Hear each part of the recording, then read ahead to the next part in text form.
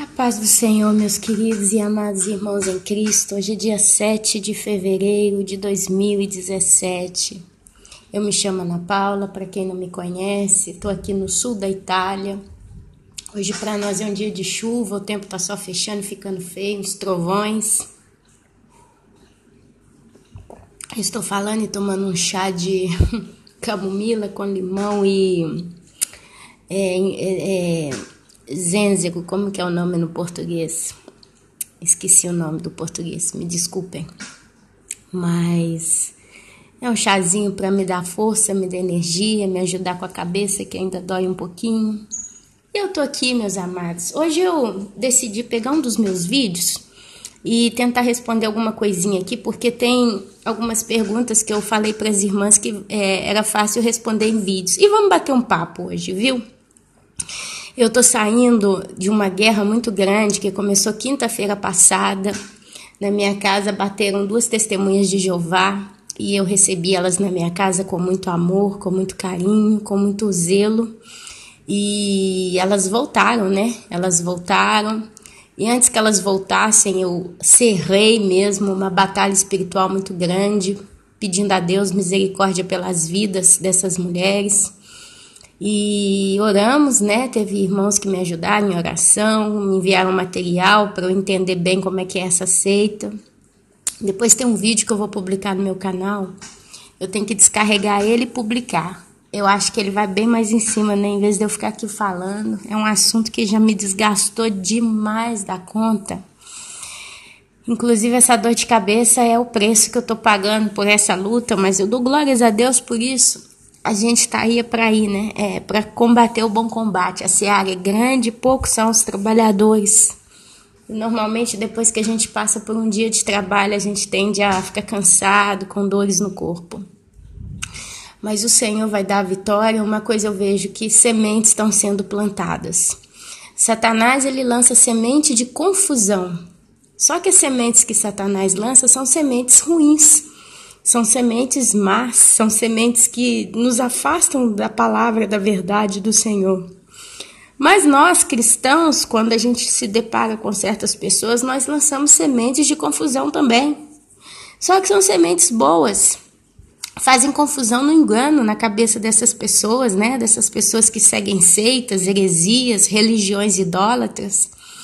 Então a gente lança essa confusão porque é onde muitas começam a questionar a religião, a seita que ela segue com a semente que nós lançamos. Então eu acredito que ontem Deus abençoou muito, muita semente foi lançada. Provavelmente elas vão voltar para continuar estudando comigo, porque elas estão... botou na cabeça que quer me converter a ser testemunha de Jeová. Já pensou, irmãos? Eu, Ana Paula, na altura do campeonato na qual eu me encontro, com o pé quase no céu, viro testemunha de Jeová e converto o meu canal os últimos dias antes do fim, num canal que começa a pregar heresia.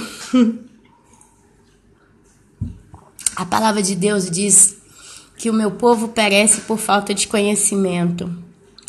E eu estava observando que perigo que é, minha querida, meu querido. A gente não tem informação da palavra.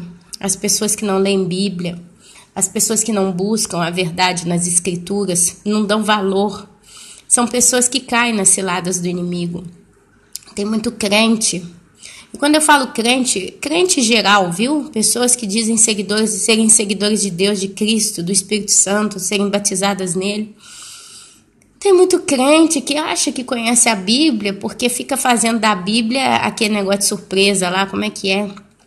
Eu não gosto disso não, mas talvez você que está me ouvindo, você gosta. Você vira para Deus e faz uma oração e vira para Deus, responde na palavra. E fecha o olho e abre a Bíblia. Onde cai, você lê, você põe na cabeça que aquilo ali é a resposta de Deus.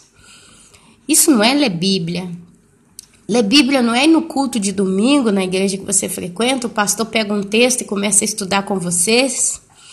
Aí vocês dizem que lêem Bíblia porque lê na igreja. Mesmo que você vá na igreja todo dia, tem tantos crentes que vão na igreja todo dia, não é verdade? Eu mesma cheguei aí por tantos anos, só faltava nas quintas-feiras porque tinha célula. Então, no final, a gente estava na igreja todo dia, né? Eu não ficava em casa. Eu nem por isso li a Bíblia. Eu li aquilo que eles mandavam eu ler, quer dizer, eu estava debaixo da doutrina, né? Eu estava debaixo da instrução de alguém que era meu líder. Então, eu mesma não parava para ler a Bíblia sozinha. E eu estava observando que o inimigo usa disso, né? Com todo mundo. Você vai ver o povo da Igreja Católica, quando eles começaram a ler a Bíblia, acho que é no latim, né? E quantas vezes foi dito, a pessoa, você lê Bíblia demais, você fica doida. Porque quantas religiões e heresias elas pregam aí que se você ler Bíblia sozinho, você não vai entender, você não tem capacidade para entender as escrituras, você precisa de estudar com alguém. Aí a gente faz o manual deles, né? Então eu fico vendo. Eu tô tomando chá porque eu vou conseguindo me manter, porque realmente eu tô cansada. Mas aí eu fico vendo, sabe, que nós somos livres, amados. A palavra de Deus fala que nós somos livres em Cristo. A palavra de Deus fala que no dia do Pentecostes o Espírito Santo desceu e batizou aquelas pessoas com línguas de fogo. A palavra de Deus diz no livro de Joel, capítulo 2, que nos últimos dias os jovens teriam sonhos, os velhos teriam visões e o Senhor derramaria do Espírito dele sobre toda a carne. E a palavra de Deus diz que é o Espírito que convence o homem do pecado, convence o homem do juízo. É Ele quem cuida de nós, porque o nosso Senhor Jesus Cristo, e Yeshua, seu nome na língua hebraica, quando ele foi assunto aos céus, ele falou: eu vou para junto do meu Pai, para preparar-vos morada. Se não fosse assim, eu vos teria dito.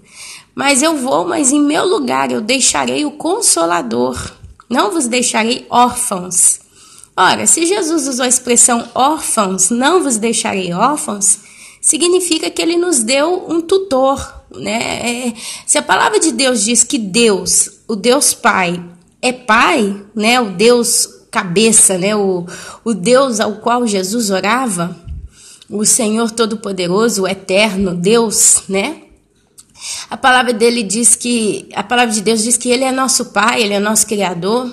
A palavra de Deus também diz que Jesus, no princípio, era o Verbo era Deus, o Verbo estava com Deus, e por meio dele foram feitas todas as coisas, e por ele foram feitas todas as coisas, por meio dele, para ele.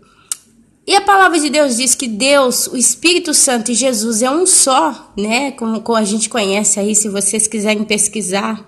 E eu amo vocês porque vocês são a minha turminha, né? De ovelhinhas, né? Nós somos as ovelhinhas do Senhor, literalmente. E a gente corre e pesquisa. Depois aprenda sobre o nome Elohim. Elohim. Escreva no Google, pesquise no YouTube. Elohim, seu significado. Se tiver, vocês vão encontrar. Mas basicamente Elohim é uma expressão judaica usada pela representação da Trindade de Deus. Só que, como é uma coisa judaica, né, em hebraico, se eu não me engano, é muito mais profundo do que Trindade. A palavra Trindade, ela representa três coisas diversas, né, mas eu acredito que Elohim é Deus manifestado na sua forma triuna. Mas isso é um outro assunto. O que eu quero dizer? Se o Senhor Jesus diz que não nos deixaria órfãos, e a palavra de Deus diz que Deus é o nosso Pai, nós somos filhos, né, de Deus, criaturas, mas também filhos de Deus. E se Ele é uma coisa só, Ele é um só, o Espírito Santo também, então é Deus. E se Ele desce para cuidar de nós, eu posso entender nessa figura de linguagem que o Espírito Santo, ele age na igreja também como um pai. Como um pai que cuida dos seus filhos. Deus, ele permitiu, o Espírito Santo, Deus, ele permitiu no sentido, entre Jesus e entre o Espírito Santo, eles entraram em acordo na eternidade de fazer o plano, né, da salvação e redenção funcionar. Então, Deus Pai deu Jesus, ele amou o mundo de tal maneira que deu seu Filho unigênito, Jesus Cristo, para que morresse e todo aquele que nele cresce fosse salvo. Jesus, ele veio, ficou 33 anos aqui, ele pregou o evangelho aos judeus, os judeus o negaram, ele morreu na cruz e cumpriu o propósito salvífico de Deus na cruz. Quando ele morreu, ele derramou sangue inocente, e esse sangue foi aspergido diante do Senhor, do Deus Pai. E toda vez que Deus olha para mim, para você, para um pecador que se arrependeu e se lavou no sangue de Jesus, ele vê o sangue do Filho dele, não vê o nosso pecado, a nossa sujeira. A Bíblia diz que nós somos novas criaturas. E uma vez que Jesus fez o papel de morrer na cruz, ele cumpriu com essa parte do plano de Deus, ele sobe para fazer o quê? Para preparar-nos moradas. E deixa em seu lugar o Consolador. Não nos deixou sozinho. Por que que Jesus deixou o Espírito Santo Consolador? Porque, meus amados, se ele fosse e não deixasse o Espírito Santo, nós não conseguiríamos manter a salvação. Porque a palavra de Deus diz que a salvação não vem de nós, é um dom de Deus. Quer dizer, é o Espírito Santo quem nos cela, é o Espírito Santo que nos guarda, é o Espírito Santo que nos protege, é o Espírito Santo que nos ilumina. Ele é o óleo que brilha nas nossas lâmpadas.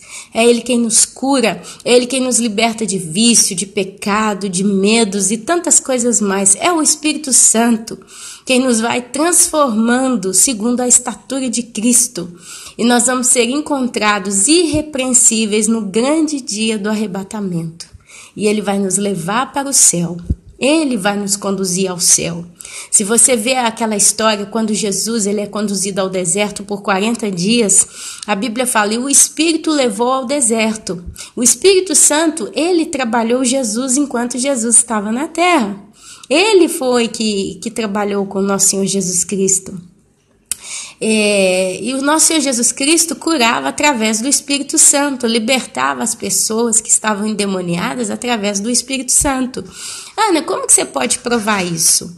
Eu posso provar isso quando aqueles fariseus, veem Jesus expulsar um demônio, e aí eles falam que ele expulsou o demônio por Beelzebu, por meio de Beelzebu. E ali o nosso Senhor Jesus Cristo fala, uma coisa que ele fala, da blasfêmia contra o Espírito Santo, que a blasfêmia contra Deus será perdoada, mas a blasfêmia contra o Espírito Santo não. E ele então deixa claro, é claro que a palavra, o texto correto eu não tenho aqui aberto diante dos meus olhos, mas os irmãos que leem Bíblia sabem que é assim que diz. E ele fala, a blasfêmia contra o meu Pai será perdoada, mas a blasfêmia contra o Espírito Santo não. Quer dizer, então, Jesus ali deixa claro que ele expulsava os demônios por meio do poder do Espírito Santo. E os homens fariseus disseram que era por meio do espírito de Beelzebu. E ali então eles estavam chamando o Espírito Santo de uma coisa que ele não é. E ali o nosso Senhor Jesus Cristo então repreendeu esses homens. E então nós estamos aqui, sendo guardados e protegidos pelo Espírito Santo de Deus, nessa caminhada, nessa obra linda que ele está fazendo. E ele vai concluir o trabalho que ele começou em nós. Amém, meus irmãos? Em primeiro lugar, eu quero pedir desculpa. Agora, para mim, é de manhã, são 9h35 da manhã. Acordei 7h30, 7h20, Acordei, já tomei café, já fiz bastante coisinha aqui. Eu tô aqui sentada, tranquila. Aparentemente, eu tô legal, tô normal, mas eu tô assim com a cabeça cansada, meus irmãos. Eu tô com a cabeça cansada, viu? Então eu peço perdão aos irmãos se eu falar alguma coisa confusa, eu peço perdão aos irmãos. Eu tô tendo um pouquinho de fatiga hoje, os irmãos que estão aí orando por mim, que sempre gostam de orar pela Ana Paula, peçam a Deus que renove as minhas forças, que renovem a minha saúde, me deem condição de continuar até onde o Senhor tiver que me levar nessa carreira, amém? Eu preciso realmente das orações dos irmãos para que eu possa ter forças. E agora, tem algumas perguntas que eu estou olhando aqui num dos vídeos que eu publiquei, e eu quero ler essas perguntas e eu quero responder aqui diretamente pelo áudio, porque são alguns assuntos que eu acho que interessam a todos os irmãos, amém?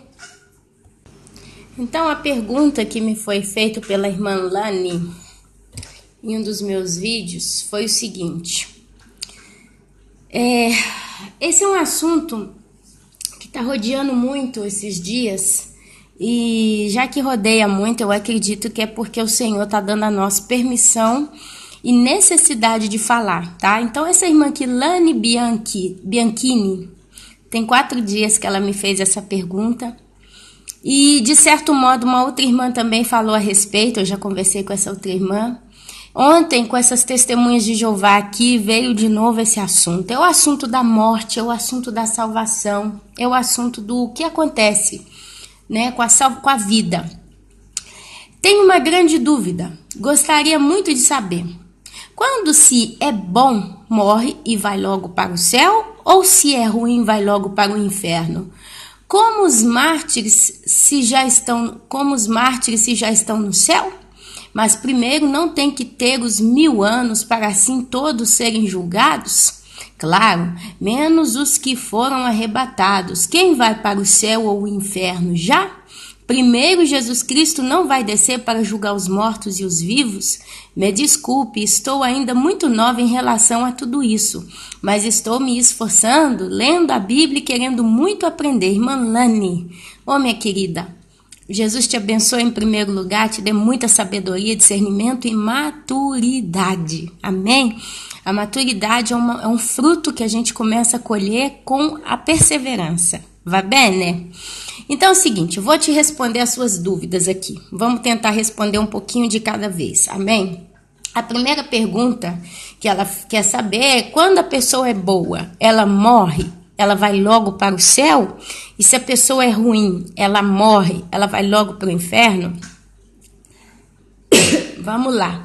Se você abre no livro de Lucas, capítulo 16, do versículo 19 até o 31, eu vou ler só esse texto aqui, hein? Olha só, você vai encontrar a história do rico e do mendigo. Ora, havia certo homem rico que se vestia de púrpura e de linho finíssimo, e que todos os dias se regalava esplendidamente. Eu imagino uma pessoa que todo dia comprava roupa, comprava sapato, comprava joias, que todo dia gastava com besteira, tudo o que queria, né? Se a gente analisar, é um rico dos dias de hoje, né? Saiu um telefone novo, o cara corre lá e compra. Aí ele vestiu uma certa calça 2 vezes, já não quer usar mais, aí compra uma calça nova. Já cheguei a ouvir histórias, e vocês também devem ter ouvido, de pessoas ricas que elas nunca repetem a mesma roupa. Cada dia elas usam uma roupa diferente. Peraí que eu vou beber o chá. Amados, paciência com a Ana Paula. Ana Paula hoje está morsa, como se fala aqui na Itália. Parece que um caminhão me atropelou, de tanto que eu tô mal hoje, mas amém. Então tem pessoas que todo dia se regalam alguma coisa, vai no salão, aí hoje eu vou pintar o cabelo de louro, hoje eu vou fazer vermelho, eu vou comprar um óculos novo, vou fazer shopping, né? Então esse rico, basicamente, ele se regalava esplendidamente, bela é a palavra, esplendidamente todos os dias. Havia também certo mendigo chamado Lázaro, coberto de chagas, que jazia à porta daquele. O senhor Lázaro, meus irmãos, era um mendigo. Ele vivia na porta desse moço rico. E ele estava cheio de chagas. Ela era também, então, um homem doente. Ele tinha uma doença de pele, né? Para ser cheio de chagas, ele tinha uma enfermidade na pele. E desejava alimentar-se das migalhas que caíam na mesa do rico. Eu ouvi essa explicação dessas migalhas outro dia, e a gente ouve várias vezes a palavra migalha na Bíblia, né? Várias vezes não, mas algumas vezes a gente ouve a expressão do querer pegar as migalhas. E alguém acho que foi o pastor Júnior Trovão, ele explicou, eu acho que foi ele, se não foi ele, foi algum outro, mas eu acho que foi ele, que é o que eu estou escutando muito ultimamente. Ele contou o que são essas migalhas. Meus irmãos, até então eu pensava que migalha, vocês já viram quando a gente almoça ou janta, né? Aqui na Itália o pessoal tem que comer com pão na mesa, eles têm esse hábito, né? Apesar de eu não fazer isso na minha casa, mas mais ou menos é isso. Aí você vai comer o arroz, pega um pedaço de carne, uma batatinha frita, e às vezes aí você põe a toalha na mesa e fica, né? Aquelas migalhinhas que caem, depois você sacode a toalha. Eu imaginava que isso eram as migalhas. Mas o negócio é muito pior do que isso a nível dessa história cá. A tradição deles era a seguinte: esse povo rico, eles comiam seus banquetes. Então tinha carnes, tinha verdura, tinha misturas e tudo. E o que eles faziam? O pessoal que cozinhava punha pão na mesa. Então os ricos, o que eles faziam? Eles comiam com a mão, não é igual a gente que comia com talher, com faca, com garfo, colher e etc. Eles comiam com a mão, enfiava a mão na tigela e ia comendo. Você imagina, o cara vai comer um pedaço de frango. O frango, quando você pega nele, ele é oleoso, ele é baboso, né? Fica aquela coisa grudando na mão. A gente tende a lamber, a gente tende a chupar o dedo, né? Para quem come mesmo a nível guloso, né? Mas você vai sujando a mão. A gente usa faca, a gente usa garfo e tudo. A gente ainda tem uma restrição, mas qual de nós não resiste uma coxa de galinha, pega com a mão e tudo e vai, né? Até chegar no osso da galinha. A gente suja a mão. Mas eles não comiam só igual a gente. Eles pegavam o arroz e botavam na boca, e o feijão e botavam na boca, tudo com a mão. Então, assim, vocês imaginam a mão da pessoa como é que ficava, cheia de saliva, cheia de comida, cheia de sujeira. A mão ficava aquela nojeira, né? O que eles faziam? Eles pegavam o pão, o miolo do pão, e limpavam a mão com aquele pão. O pão, ele era provavelmente, eles comiam talvez com aquele caldinho da tigela, né? Como a gente vê aqui na Itália, o pessoal gosta do tal do sugo. É aquela salsinha, aquele molhinho de tomate que eles vão molhando o pão e comendo. Mas, basicamente, o miolinho do pão eles usavam como guardanapo. Limpavam a mão e jogavam. Então, esse mendigo, ele comia das migalhas. Aí você imagina aquele miolo do pão, cheio de cuspe, de baba, da boca. Lembrando que naquela época não tinha Colgate, não tinha Plax para lavar os dentes, não tinha dentista, sabe? Eu não sei como era o dente das pessoas naquele período, amém? Mas eu acredito que tinha uma diferença da qualidade da saúde bucal deles para nós, eu acredito, tá? Basta a gente ver certos filmes antigos, medievais, de coisa de muitos anos até, a gente vê que muita gente com dente estragado nos filmes, né? Para retratar, na realidade, o que era. Porque você imagina, o cara come, o cara bebe, o cara e não tem uma saúde bucal. Como que eles lavavam os dentes como a gente, que lava 2, 3 vezes por dia? Então você imagina aquele pedaço de miolo de pão sujo, como um guardanapo. Nós que almoçamos e tomamos e comemos com o guardanapo do lado, a gente limpa a boca no guardanapo. Se você olhar para o guardanapo, fica aquela sujeirinha da comida que está na nossa boca. Eu estou falando como é, meus irmãos. Dá nojo ouvir isso, mas é isso. Amém? Então, esse pão que ele usava para limpar a mão, ele não comia ele jogava fora, né? Provavelmente as migalhas. E ali, depois provavelmente vinha as mulheres que trabalhavam na casa desse rico, limpava tudo. Como elas provavelmente sabiam que tinha o rico lá, o mendigo, o cachorro, tudo, talvez ela julgava ali de fora mesmo e ficava por isso mesmo. Aí eu já não posso falar muito, mas a Bíblia fala, olha só, eu tô com dificuldade para falar hoje. O Lázaro, coberto de chagas, que jazia à porta daquele, desejava alimentar-se das migalhas que caíam da mesa do rico, e até os cães vinham lamber-lhe as úlceras. Parece, meus amados, que o pobre, ele nem conseguia comer essas migalhas nojentas, hein? Porque aqui está falando que ele desejava se alimentar dessas migalhas. Ele era um homem todo cheio de úlceras, ele era um mendigo. Você imagina então ele vestido de trapo, provavelmente a perna descoberta, os braços descobertos, o rosto descoberto, provavelmente um homem muito doente, que talvez ele dormia ali sentado, caído no chão, né? E ali o que acontecia? Os cães vinham até ele e lambiam as suas úlceras. Amados, eu não sei se você é amante de animal, eu acho muito bonitinhos os animais, mas eu vou falar para vocês, se eu vou brincar com um cachorro, esse bicho me lambe a cara, me vem de vomitar, porque o cachorro, ele não lambe tudo, qualquer coisa específica, ele lambe tudo. Eu já vi aqui cachorro lambendo uma bunda do outro. Tenta imaginar, meus amados, a bunda de um cachorro. O cachorro não usa papel higiênico, o cachorro não toma banho todo dia, não se lava. E o que ele defeca é como nós. O material que ele defeca tem a mesma textura da nossa. Aí o cachorro vai lá, faz as suas necessidades, aí tem outros cachorrinhos brincando, vai lá e lambe aquilo. Lambe a bunda do outro cachorro. Cachorro lambe carniça. Cachorro lambe porcaria, lata de lixo que se cai no chão, eles vão ali e comem aquela porcaria. Então a boca de um cachorro, Ana, mas eu sou sofisticada, meu cachorro eu levo no veterinário, cachorro de apartamento, só come ração e blá, blá, blá, blá, blá, blá, pode dizer o que você quiser, minha querida. Ele lambe a bunda dele. Quantas vezes a gente vê os cachorrinhos nossos se lambendo a bunda, lambendo os órgãos genitais. Por mais sofisticado e limpo que seja um cachorro, ele se lambe. Agora você imagina um cachorro de rua, né? Era esse tipo de cachorro que vinha e lambia as úlceras do mendigo. Olha só que vida que esse moço vivia. Aconteceu morrer o mendigo. Ele morreu, estava doente, morreu. O que acontece? E ser levado pelos anjos para o seio de Abraão. Morreu também o rico e foi sepultado. No inferno, estando em tormentos, levantou os olhos e viu ao longe Abraão e Lázaro no seu seio.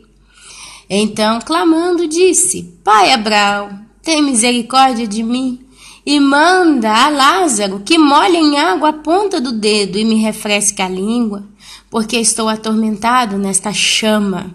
Amados, o rico conhecia o mendigo até pelo nome, meus amados. Mande a Lázaro que molhe o dedo da água e venha molhar minha língua, que eu estou sendo atormentado nessas chamas. Poxa, você pensa o cara era rico, tinha de tudo, se regalava esplendidamente todo dia. O mendigo desejava alimentar da migalha do pão que caía da mesa. Ele nunca fez nada para ajudar o pobre, deixou ele morrer lá na porta da casa dele, lambido por cães. Mas quando ele foi parar no inferno, ele sabia o nome do mendigo. E ele ainda teve a prepotência de dizer para Abraão: manda Lázaro. Você vê aqui a característica desse homem. Ele, em momento nenhum, ele teve piedade, ele olhou para Lázaro humanamente, como um ser humano. Porque normalmente alguém poderia dizer: Lázaro, molha o dedo na água, me refresca a língua. Mas ele vira e fala para Abraão. Deixa eu contar um negócio para vocês. Aqui onde eu moro num apartamento meu, com meu esposo, meus filhos. Só que o prédio de 4 andares mora também meu sogro, mora a cunhada. E isso acontece muito, muito, muito. E toda vez que isso acontece, eu fico muito incomodada. Às vezes eu fico chateada. Às vezes eu vou almoçar na casa da minha sogra. A gente vai almoçar. Aí tem carne, tem os negócios na mesa, né? E às vezes tem lá um pedacinho de carne que tá sobrando, ninguém quer comer. Meu sogro tem uma mania dele pegar e oferecer para todo mundo na mesa, menos para mim. Às vezes ele pega uma fruta, ele descasca uma maçã, uma pera, ele corta os pedaços e às vezes ele dá para um, dá para outro. Para mim ele nunca dá nada. Ele nunca pergunta se eu estou satisfeita, se eu pego aquilo, como aquilo. Chegou num ponto que ele nem me pede para dar a ele o prato da batata frita. Ele pede alguém que está do meu lado, mas a mim ele não me pede. E todas as vezes que eu vejo isso, às vezes eu vejo a coisa fica jogada lá. Ele nunca foi tapado. Outras vezes eu vejo, por exemplo, tem um prato com a carne. Às vezes eu pego, todo mundo pega a carne, eu vou e pego um pedaço. Ele fica olhando para ver o pedaço. Depois, agora não tanto, mas teve vezes dele ver eu pegando um pedaço de carne. Porque como eu sou brasileira, eu gosto de misturar o macarrão, eu ponho a carne, eu ponho a salada, eu ponho tudo no prato ao mesmo tempo. Nós somos brasileiros, assim que a gente come. Só que o italiano não. Primeiro ele come o macarrão, depois ele come só a carne com pão, depois ele come só a salada. É uma frescura, né? Então, assim, várias vezes aconteceu dele ver, né? Eu já ponho tudo no prato, ele virar para a mulher dele. Você comeu carne? Sabe? Como se diz, né? Julgando como que um ponto para mim, como se diz, já tá comendo a carne toda e não vai deixar para você. São situaçõezinhas muito chatas que eu relato aqui, mas são situações que sempre me trouxeram muita tristeza, porque eu fico, poxa vida, eu sou uma pessoa como todo mundo. Por que não me oferece por educação? Por que não tem gentileza, né? Então, eu lendo essa história do rico e do Lázaro aqui, eu vejo mais ou menos essa mesma cena. O cara tá no inferno, tá queimando nas chamas do inferno, tá? Ele vê Abraão e vê a Lázaro, o mendigo. Ele vira pro pai Abraão, porque o pai Abraão é Abraão, patriarca, uma figura famosa, ele conhecia, pra vocês terem uma ideia, ele chama pai Abraão, provavelmente ele sabia. Ele vai e pede pro pai Abraão mandar Lázaro saciar a ele. Olha aí o orgulho, a arrogância desse homem, ainda no inferno, né? E ali, só para concluir a história e entrar na resposta, disse, porém, Abraão, filho. Por que filho? Porque Deus virou para Abraão e falou, você consegue contar as areias do mar? Não. Você consegue contar as estrelas do céu? Não. Eis que eu te darei uma geração mais numerosa, ou tanto numerosa, não me lembro, quanto a areia do mar, quanto as estrelas do céu. Então o povo judeu veio de Abraão, porque Deus tirou Abraão de uma terra distante e levou ele para a terra prometida. E dele gerou-se um grande povo. Amém? Então por isso que ele fala pai Abraão. Lembra-te de quando recebeste os teus bens em vida, e Lázaro igualmente os males. Agora, porém, aqui ele está sendo consolado e tu em tormentos. E além de tudo está posto um grande abismo entre nós e vós, de sorte que os que querem passar daqui para vós outros não podem, nem os que de lá passar para nós. Então replicou, pai, eu te imploro que o mandes à minha casa paterna. Olha só, arrogância, imploro que o mandes. Esse rico, ele não conseguia entender que Lázaro, naquele lugar ali com Abraão, ele era uma pessoa que estava livre, ele não era um escravo, ele não era uma pessoa subordinada a Lázaro. Ele estava no paraíso ele não era uma pessoa subordinada a Abraão, perdão.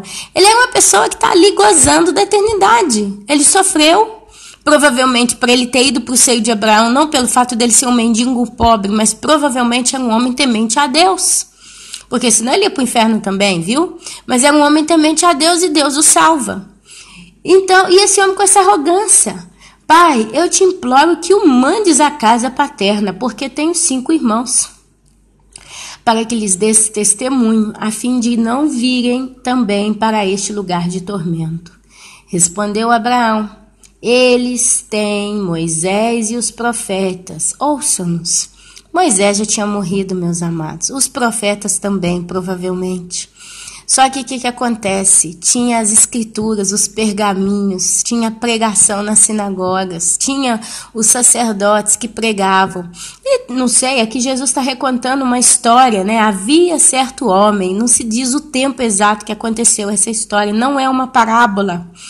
É uma história verdadeira que aconteceu porque não está escrito parábola.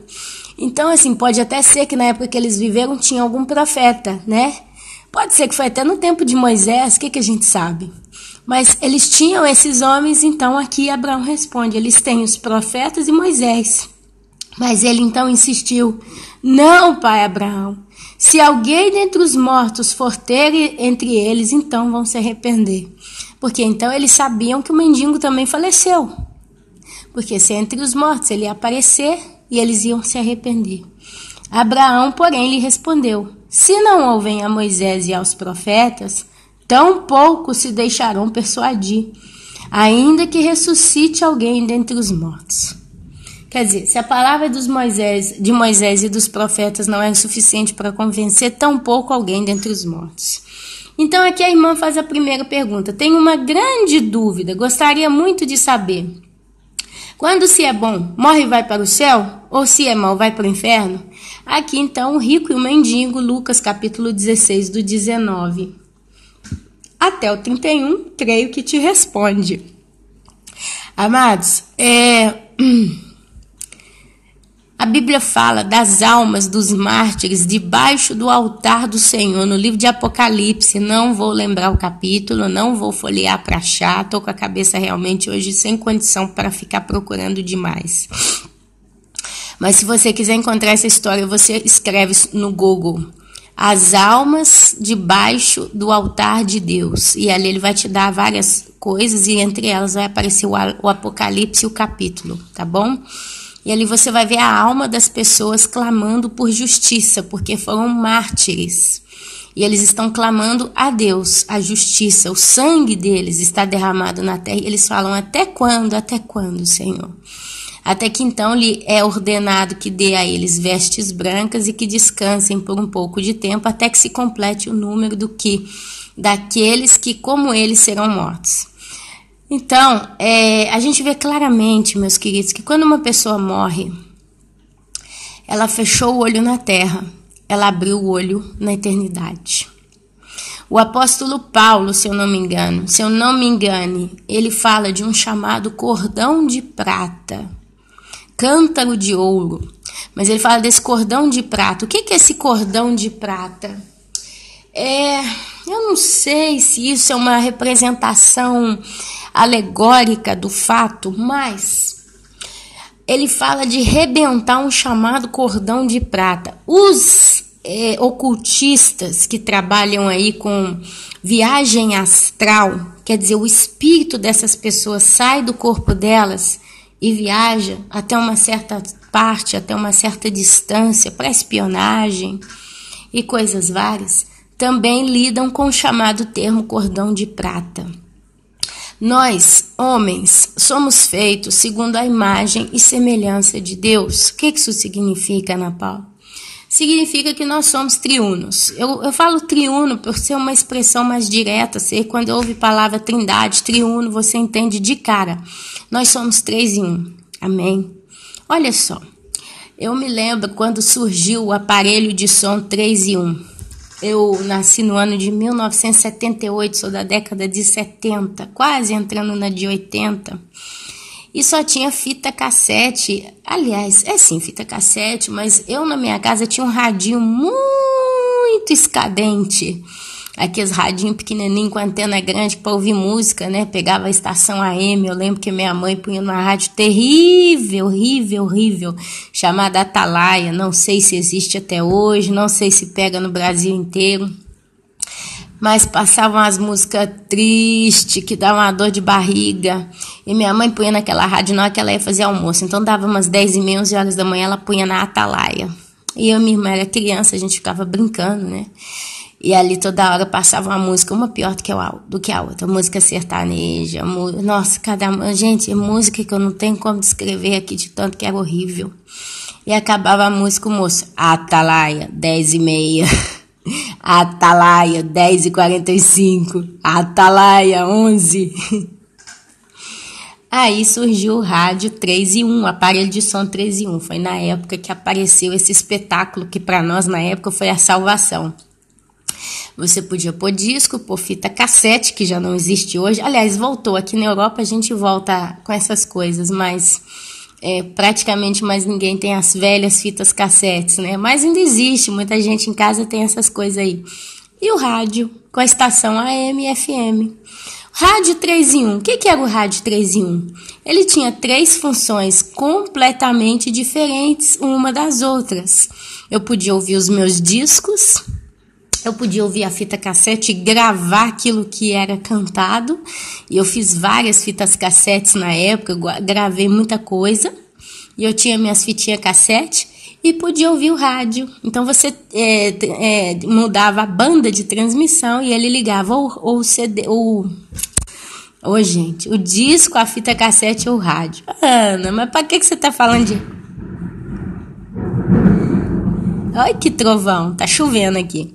Ana, por que você tá falando de rádio 3 em 1, Ana? Porque nós somos como esse aparelho de som 3 em 1, meus amados.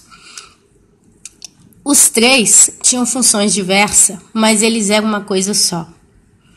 Se eu abrisse aquele aparelho, aquele dispositivo, estragasse a parte elétrica que ligava e dava energia para ele funcionar como um todo, e cortava a corrente, não funcionava nada.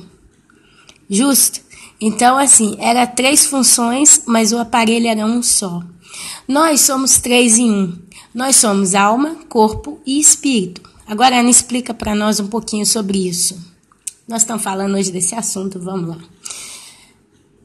O corpo físico, quando no livro de Gênesis vocês veem a formação do homem, o nosso Pai poderoso, ele fala, façamos o homem à nossa imagem e semelhança. Ele, pela boca dele, ele criou todas as coisas. E a gente crê que essa boca que falou todas as coisas era o verbo de Deus. E a Bíblia chama Jesus Cristo de que no princípio ele era o verbo. Ele estava em Deus, ele estava com Deus, me perdoa.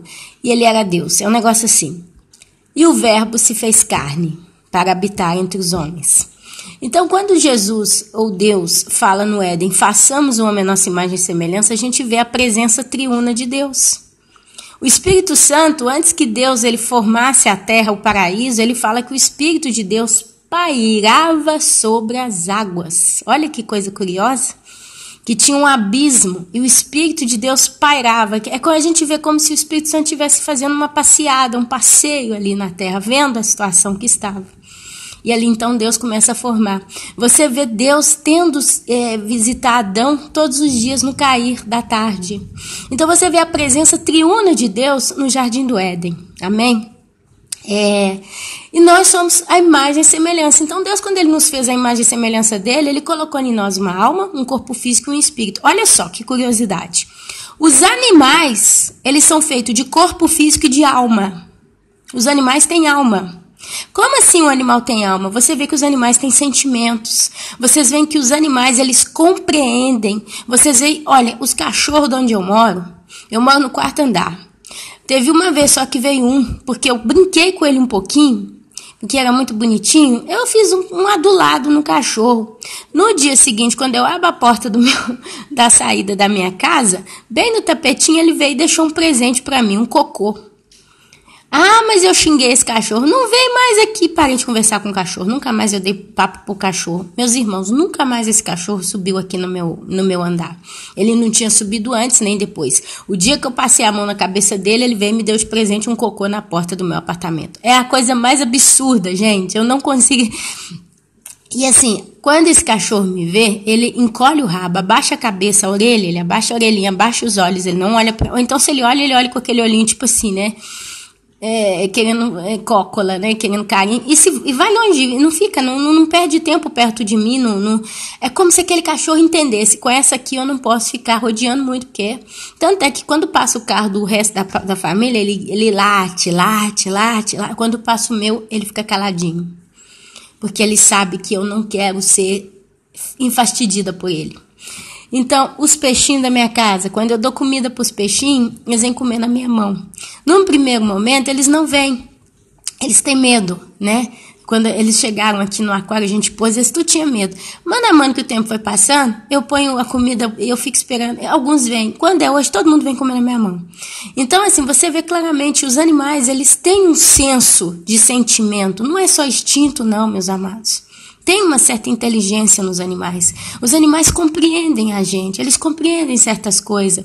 Outro dia alguém mandou para mim um artigo de um cavalo que foi no enterro do patrão. Quando foi na hora do caixão, despôs o caixão do moço na terra, na sepultura, o cavalo botou a cabeça em cima do caixão e ficou com a cabeça deitada ali, como alguém que estava despedindo do patrão. Eu vi um filme que foi fato real, do cachorro, que o patrão morreu. O patrão morreu, esse cachorro, porém o patrão, ele ia trabalhar, pegava o trem, né, para trabalhar de trem e voltava. O cachorro levava ele até a estação, o moço pegava o trem, ia trabalhar, o cachorro ficava ali esperando ele. Aí o cachorro levava, o moço pegava o trem, o cachorro então ia embora, rodava na cidade. Quando dava um certo horário, que era no horário que o trem chegava, o cachorro voltava para a estação do trem e esperava o patrão. O patrão chegava. Isso foram muitos anos. Esse cachorro, o patrão morre, o patrão morreu. E aí, meus amados, a história conta que o cachorro chegou um momento que ele voltava para a estação do trem, o patrão não chegava, o cachorro voltava para a cidade, fez amizade com a cidade inteira, um filme muito lindo, eu não lembro não, tem muito tempo que eu assisti. Porém, o cachorro, quando ele percebeu que o patrão não aparecia mais, o cachorro, em vez de voltar na cidade, ele ficou na estação. Não saiu mais, ficava dia e noite ali. O pessoal da cidade, que estava acostumado, né, com aquele cachorro que andava na cidade inteira, foi ver o cachorro não sair da estação de trem mais não queria sair. O cachorro morre ali. O filme é mais complexo do que isso, mas justo para os irmãos terem uma ideia, o cachorro morreu lá. E porque o patrão não veio mais. Então, assim, animal tem alma, animal tem corpo físico, mas animal não tem espírito. Como você sabe que animal não tem espírito? Porque a Bíblia não fala de animal ter espírito. A Bíblia fala da alma dos animais. A Bíblia fala, não sei se é em Levítico, não sei onde é que fala da alma dos animais. Alma vivente, chama de alma vivente. É onde você vê o sentimento, você vê o instinto. Então a alma, ela compreende o centro das nossas emoções e também dos nossos instintos, porque nós humanos também temos os nossos instintos. Quantas vezes você, por instinto, reage a certas coisas? Por exemplo, você acabou de cozinhar, você apagou o fogo, você tirou a panela da trempe do fogão, você sabe que aquela trempe, a primeiro momento, está quente. Aí não sei o que acontece, de repente você como que cai e para apoiar a mão, você apoia na trempe do fogão. Você, na mesma hora, você, por instinto, você tira a mão correndo, mesmo que tá fria, você tira. Por instinto, uma trempe de fogão. Nós que somos dona de casa, não sei você que está me escutando, mas eu normalmente não ponho a mão nas trempes do meu fogão de uma vez. Eu sempre vou por instinto recuando, porque eu não sei, eu sei que tá frio, mas eu tenho medo que não esteja. É instinto, tem vários instintos. A gente então compreende essas coisas na nossa alma. Você às vezes está viciado em cigarro, viciado em bebida, viciado em pornografia, viciado em alguma coisa. O vício, ele está impregnado principalmente na alma, porque é onde você deseja, você cobiça. A Bíblia fala que o coração está cheio, a boca fala daquilo que o coração está cheio. Quer dizer, se a sua alma está cheia de um determinado desejo, de uma determinada vontade, a sua boca vai falar aquilo. E olha que coisa terrível. O corpo, ele reage quimicamente. Então você vê a liberação de hormônios, você vê a química literalmente trabalhando no nosso corpo. E a alma reage com sentimento. É quando você vê, por exemplo, uma pessoa em depressão por muito tempo. Essa pessoa começa a ficar doente. O salmista chegou a falar, e o próprio Salomão chegou a falar, que o coração, o coração alegre aformoseia o rosto. E vai falando mais sobre isso em Provérbios, você vai ver aí, o coração triste traz a doença. Tá? E por isso que você vê a Bíblia falando, estimulando o homem a ser alegre, a regozijai-vos no Senhor, Ele é o vosso consolador. Você vê a alegria caminhando sempre em parceria com a palavra de Deus para os santos, quer dizer, Deus ele pede para nós procurarmos sermos alegres, regozijarmos no Senhor, ainda que nós estamos sofrendo, olharmos para Deus e ter nele o nosso consolo, porque é o Espírito Santo de Deus atuando em nós. E a nossa alma, então, ela está submissa ao Espírito do Senhor, o Espírito Santo de Deus. Então, nós somos alma, nós somos corpo físico, mas nós somos espírito. Espírito, a concorrer com a nossa raça humana, são os espíritos caídos, são os espíritos dos anjos, são os espíritos celestiais. Você vê, demônio não tem corpo físico. Não sei dizer se um demônio, se um anjo tem alma. Não sei dizer, não me perguntem. Mas eu tenho certeza que eles são espírito. Porém, a Bíblia fala que anjos se transformaram em carne. Quando você vê, por exemplo, Abraão, né, vieram os anjos visitarem Abraão, quando ele teve a notícia que a Rebeca, a mulher de Abraão, aqui me perdoe se eu estiver errando o nome da senhora, mas era uma idosa, e Abraão recebe a visita de 3 anjos na casa dele. E um deles era o Senhor, e 2 eram anjos, né? Um negócio assim, se eu entendi bem a história, eu acho que é isso. Um era Jesus na pessoa eterna, porque no Velho Testamento a Bíblia fala que ninguém podia ver a Deus. Teve um episódio que Deus se fez ver acho que foi Abraão, quem é que foi que quis ver a Deus? E ele manda esse homem se esconder num buraquinho de uma montanha, numa caverninha, e aí ele fala, vai vir uma ventania, vai vir não sei o que, vai vir não sei o que. Quando vier uma brisa, você olha e você vai ver as minhas costas. Então ali eu acho que foi uma das vezes que Deus Pai desceu à terra. A Bíblia fala que Deus desceu à terra. Por exemplo, quando foi a história de Babel, a Torre de Babel, ele fala, desçamos até a terra, vamos ver o que está acontecendo lá. Então você vê esse episódio de Deus Pai descendo na terra. Teve um outro episódio que eu não me lembro mais e teve esse caso que ele passa na brisa e ali o servo, acho que é Abraão, vê as costas dele, não viu o rosto dele. Amém? Moisés, ele também não viu o rosto de Deus, mas a Bíblia fala que ele ficou face a face com Deus. E são mistérios que a Bíblia dá a entender que ele viu uma glória, né? Mas a gente não pode entrar muito e especular muito, porque se a gente não tem base bíblica concreta para provar para a gente certos termos, é melhor a gente só citar aquilo que está escrito ali e a gente tentar e crer, imaginar que mais ou menos foi o que aconteceu. Então, a gente vê que os anjos, eles têm essa capacidade de se materializar. E, inclusive, certos principados e potestades também têm a capacidade de se materializar. Se você vai ver aí testemunhos de ex-satanistas, eles relatam que demônios se materializaram em determinadas cerimônias na frente deles. Por que eles fazem o pentagrama? O pentagrama, é pentagrama que chama aquela estrela que a gente vê aí no satanismo, e eles falam, né? Eles fazem aquela estrela e fazem um círculo em torno da estrela. Já ouvi dizer que esse pentagrama ele serve para quê? Quando uma pessoa entra dentro de um pentagrama, num ritual satânico, ela vai buscar a manifestação de certas entidades, certos espíritos imundos, né? Certos demônios. Não é espírito qualquer, são certos demônios mesmo, muito poderosos. E ali, eu já ouvi falar que certas vezes a pessoa está no centro do pentagrama para ou receber e canalizar aquele espírito no corpo dela, e aquele espírito tem aquela limitação de espaço. O pentagrama desenhado dentro da pessoa, a pessoa ali dentro, é como se fizesse uma espécie de uma gaiola, e ali o espírito incorpora na pessoa, dá poder para a pessoa, e ele não passa daquele limite desenhado no chão. E já ouvi dizer também, como eu não sou uma pessoa que pratica magia negra, eu não posso entrar em detalhes porque eu não conheço, mas já ouvi dizer também que também faz o efeito contrário. A pessoa dentro do pentagrama ela é protegida da ação do espírito que vai atuar fora do pentagrama. Quer dizer, ela entra dentro do pentagrama, se protege, o espírito age em quem está de fora. Então, dependendo do ritual, já ouvi dizer que tem essas coisas. Mas esses satanistas, eles deixam certos testemunhos dizendo que eles já viam materializados demônios, tá? Então, e a alma? Eles têm alma? Não sei, mas são também chamados filhos de Deus. Se você vai lá em Gênesis, você vai ver a descrição de Deus chamando os anjos caídos de filhos de Deus, ok?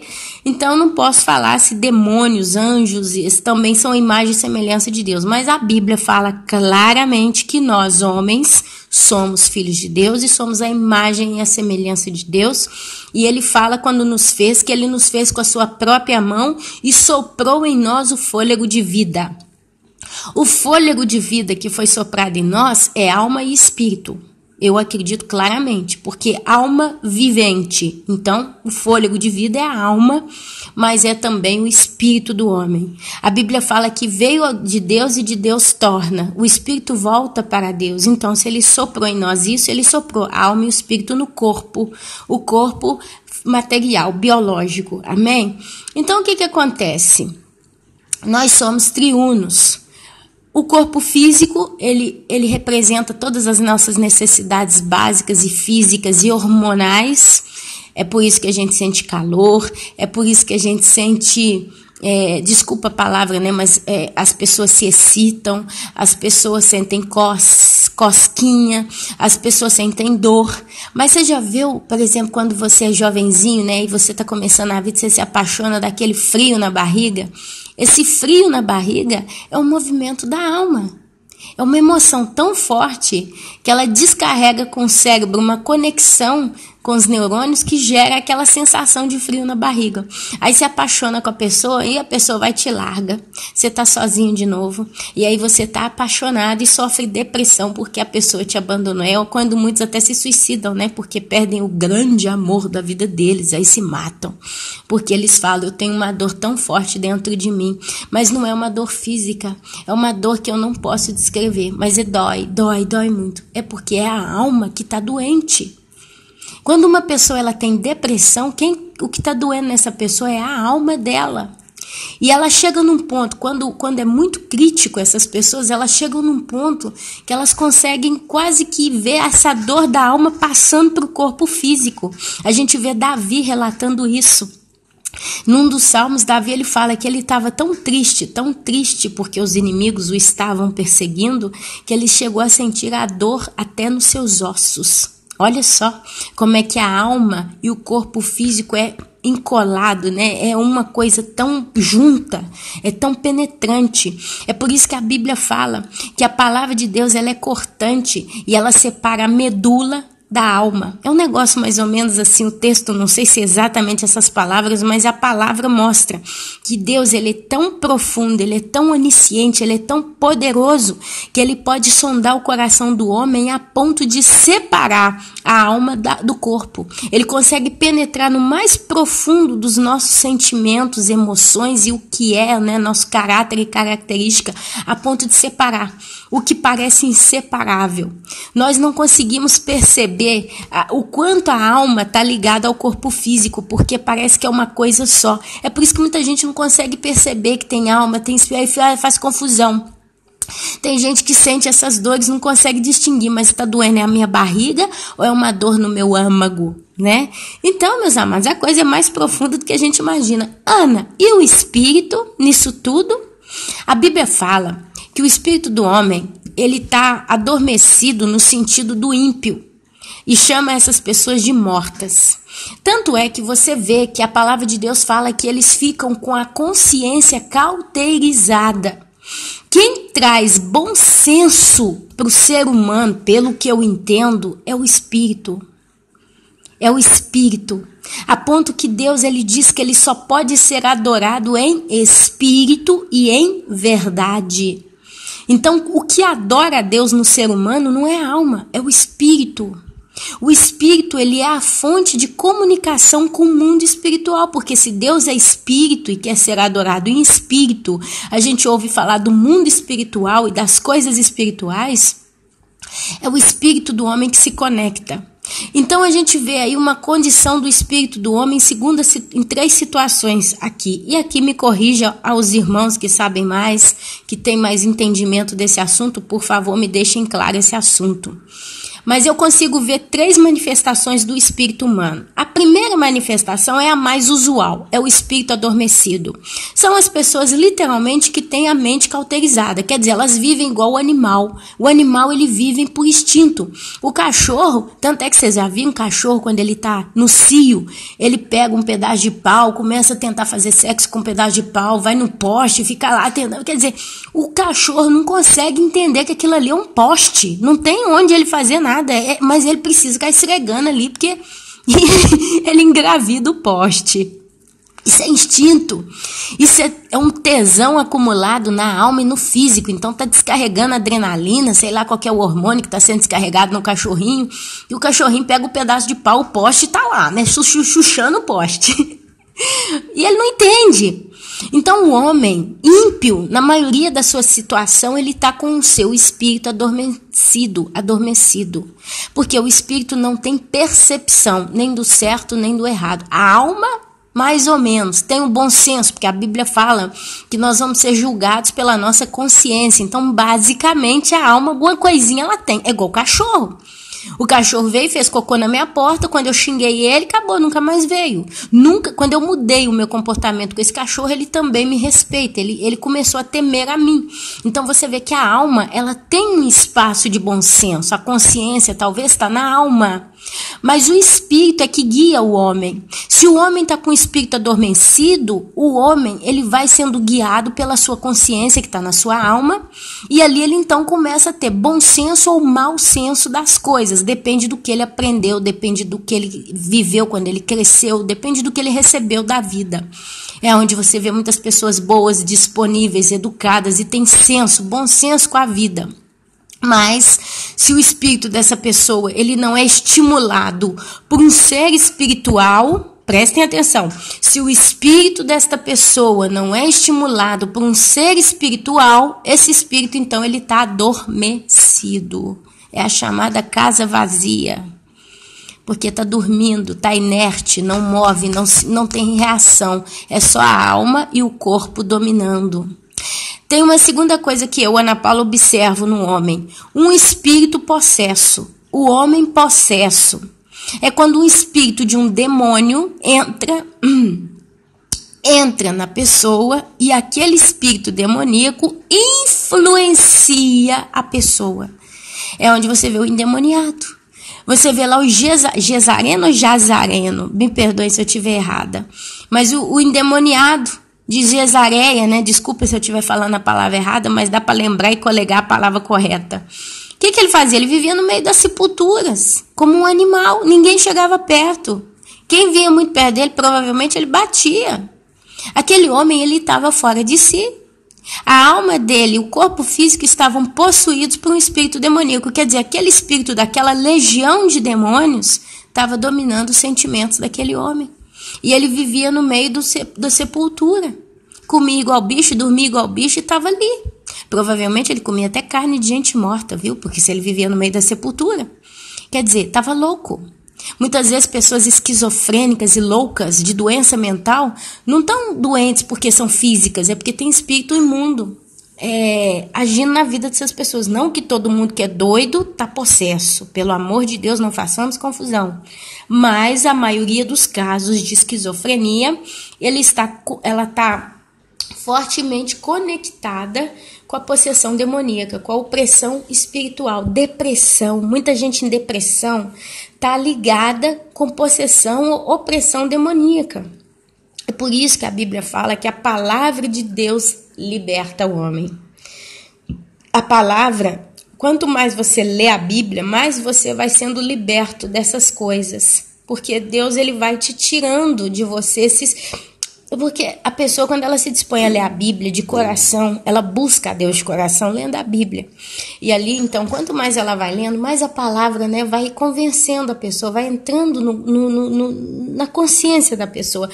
E o Espírito Santo, ele começa a agir naquela pessoa. Porque se você se dispõe a ler a Bíblia verdadeiramente, praticamente você está pedindo a Deus para vir até você, você está convidando a Deus. Jesus ele fala no livro de Apocalipse, eis que estou à porta e bato, aquele que ouvir a minha voz e abrir a porta, eu entrarei, cearei com ele e ele comigo. Esse ceiar que Jesus promete no livro de Apocalipse é exatamente isso, é a comunhão com o Espírito Santo, quando entra. Então o Espírito Santo ele vai ministrando a cura na pessoa. Só que a pessoa ela precisa buscar. E ela só começa a participar da chamada ceia do Senhor, esse reino de Deus que habita em nós, lendo as Escrituras. Porque a Bíblia fala que quem convence o homem do pecado e do juízo é a palavra. Tem um momento no livro de Romanos que o apóstolo Paulo fala. Eles não creem porque não tem quem pregue. E ele fala várias coisas em relação a isso. Não tem quem pregue. A fé vem pelo ouvir. Então, se não tem quem prega, quem é que se convence do pecado e do juízo? Quem é que se arrepende? É por isso que a gente tem que falar da palavra de Deus em tempo e fora de tempo. Amém, amados? Então, o espírito de certas pessoas, ele está possesso por demônios. É por isso que a gente vê, por exemplo, as pessoas que, por exemplo, frequentam às vezes centro de macumba, né, incorporam entidades. Quer dizer, o espírito daqueles demônios, porque eu não creio que é um só, são legiões, né? Eles entram no corpo da pessoa e eles dominam o corpo físico, eles dominam a alma. Olha só, se vocês pesquisarem um pouco aí certos fenômenos. Já vê esse pessoal na Índia, né? Na Índia mostra muito, nesses países aí mais orientais, esse pessoal que caminha na brasa, esse pessoal que deita em cima de prego e levanta, não tem nenhum arranhão na pele. Esse pessoal que caminha na brasa e o pé não é queimado. Vocês já viram essas coisas? Isso aí, meus amados, são demônios que entram em possessão dessas pessoas e têm tanto poder para trabalhar o físico. Eles conseguem manipular o físico das pessoas. E o espírito da pessoa em si, ele está dormindo. Só que, se você vai aprofundando aí para quem mexe com magia negra e com ocultismo, eles fazem muitos rituais, eles abrem muitos portais, os caras estudam demais, eles estudam muito ocultismo e tanta coisa aí, porque os diabos sabem manipular o homem.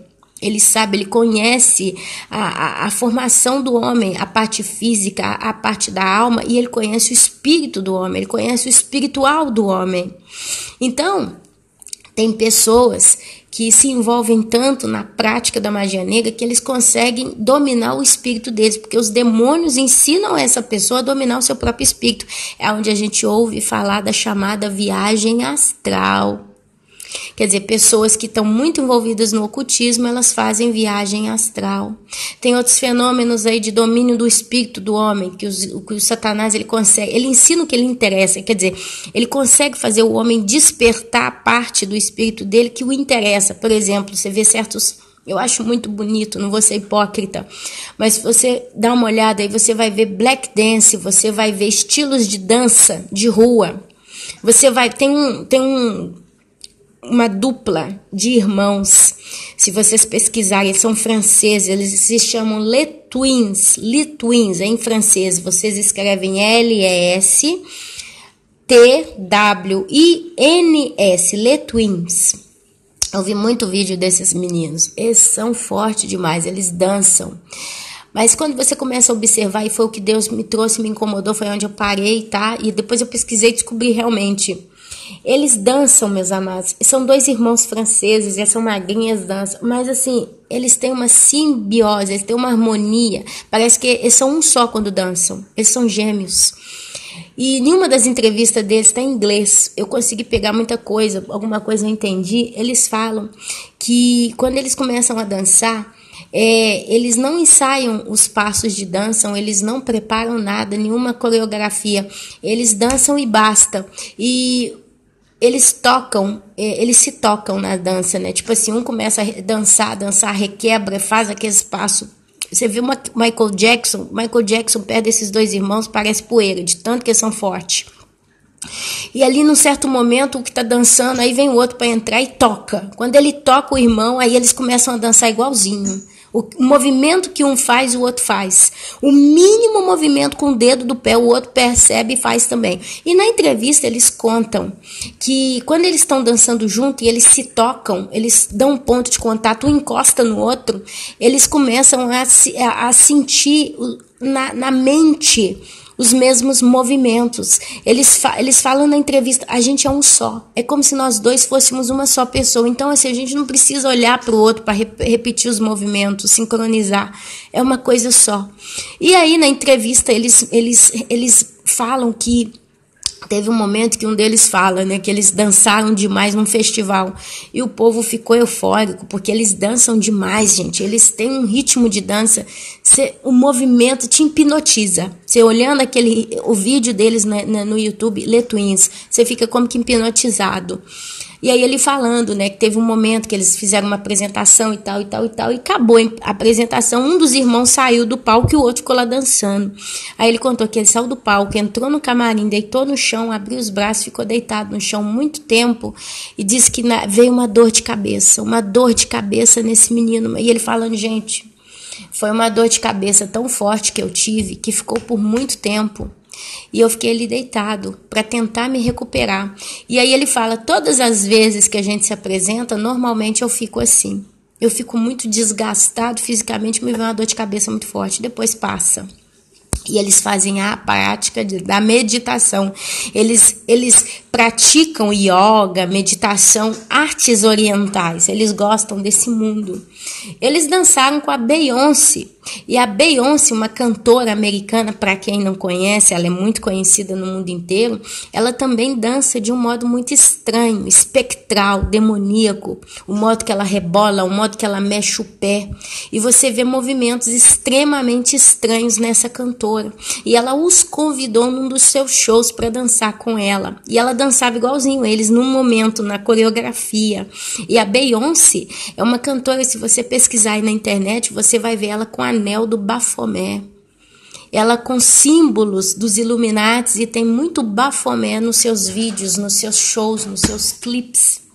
Então você vê a ligação demoníaca, foi aonde eu parei. Isso eu tô falando de pouco tempo faz, eu tava mostrando até para meus meninos, mas Deus é maravilhoso, Deus ele não deixa nada encoberto, e ele trouxe, mostrou para mim, olha isso que você tá vendo, porque é bonito, meus amados, não vou dizer, gente, Satanás não vem para vocês com cara feia, ele vai vir com cara bonita. Você vê eles dançar, é arte contemporânea mesmo. Só que Deus mostrou isso, por detrás disso não tem coisa boa, tem só demônio. E ali, meus amados, é onde eu falei, basta, eu não vou assistir mais os Le Twins e nenhum outro grupo musical do gênero, dançarino do gênero. Então, esses demônios, tem certas pessoas que eles conseguem atuar em contemporâneo com o espírito da pessoa. É onde muitos fazem viagem astral e eles têm consciência, amados, que é o espírito deles que está viajando e conseguem se teletransportar em vários lugares. Então, nós somos triunos e a gente vê a participação. E a terceira forma, eu acho que esse vídeo vai ficar grande, mas acho que está interessante, né? Vamos lá, vamos bater um papo. Eu fico aqui falando, eu até descanso um pouco também. A terceira forma que eu acredito e vejo a manifestação do Espírito do homem é quando ele se rende a Cristo. E o Espírito Santo de Deus entra para habitar. E o Espírito Santo de Deus, então, ele entra e acorda, desperta, faz nascer o espírito do homem, que outrora era perdido. O espírito do homem, então, é despertado, e o que acontece?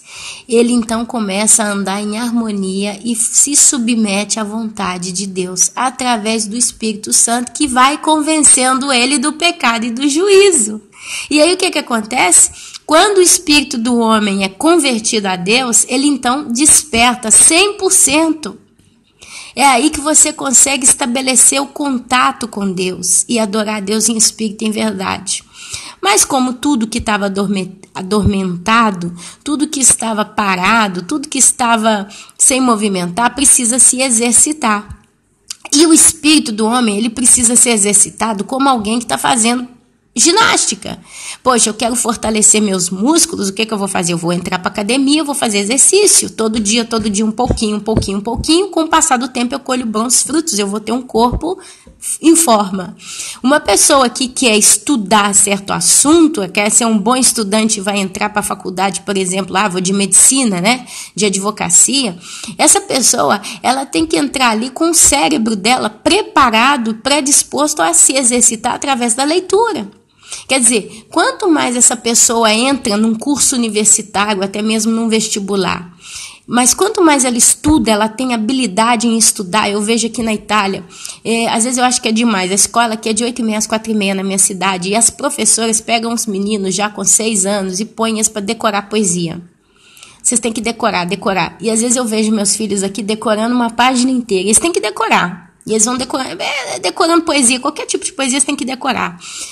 E às vezes eu ficava, poxa vida, quando eu ia na escola, a minha professora não me mandava decorar nada não, mas agora eu vejo meu filho de 9 aninhos, ele está começando já a estudar geografia, biologia, ciências, né? A química e a física ainda não entrou própria dita, mas a biologia já está entrando, ele já começou a estudar células.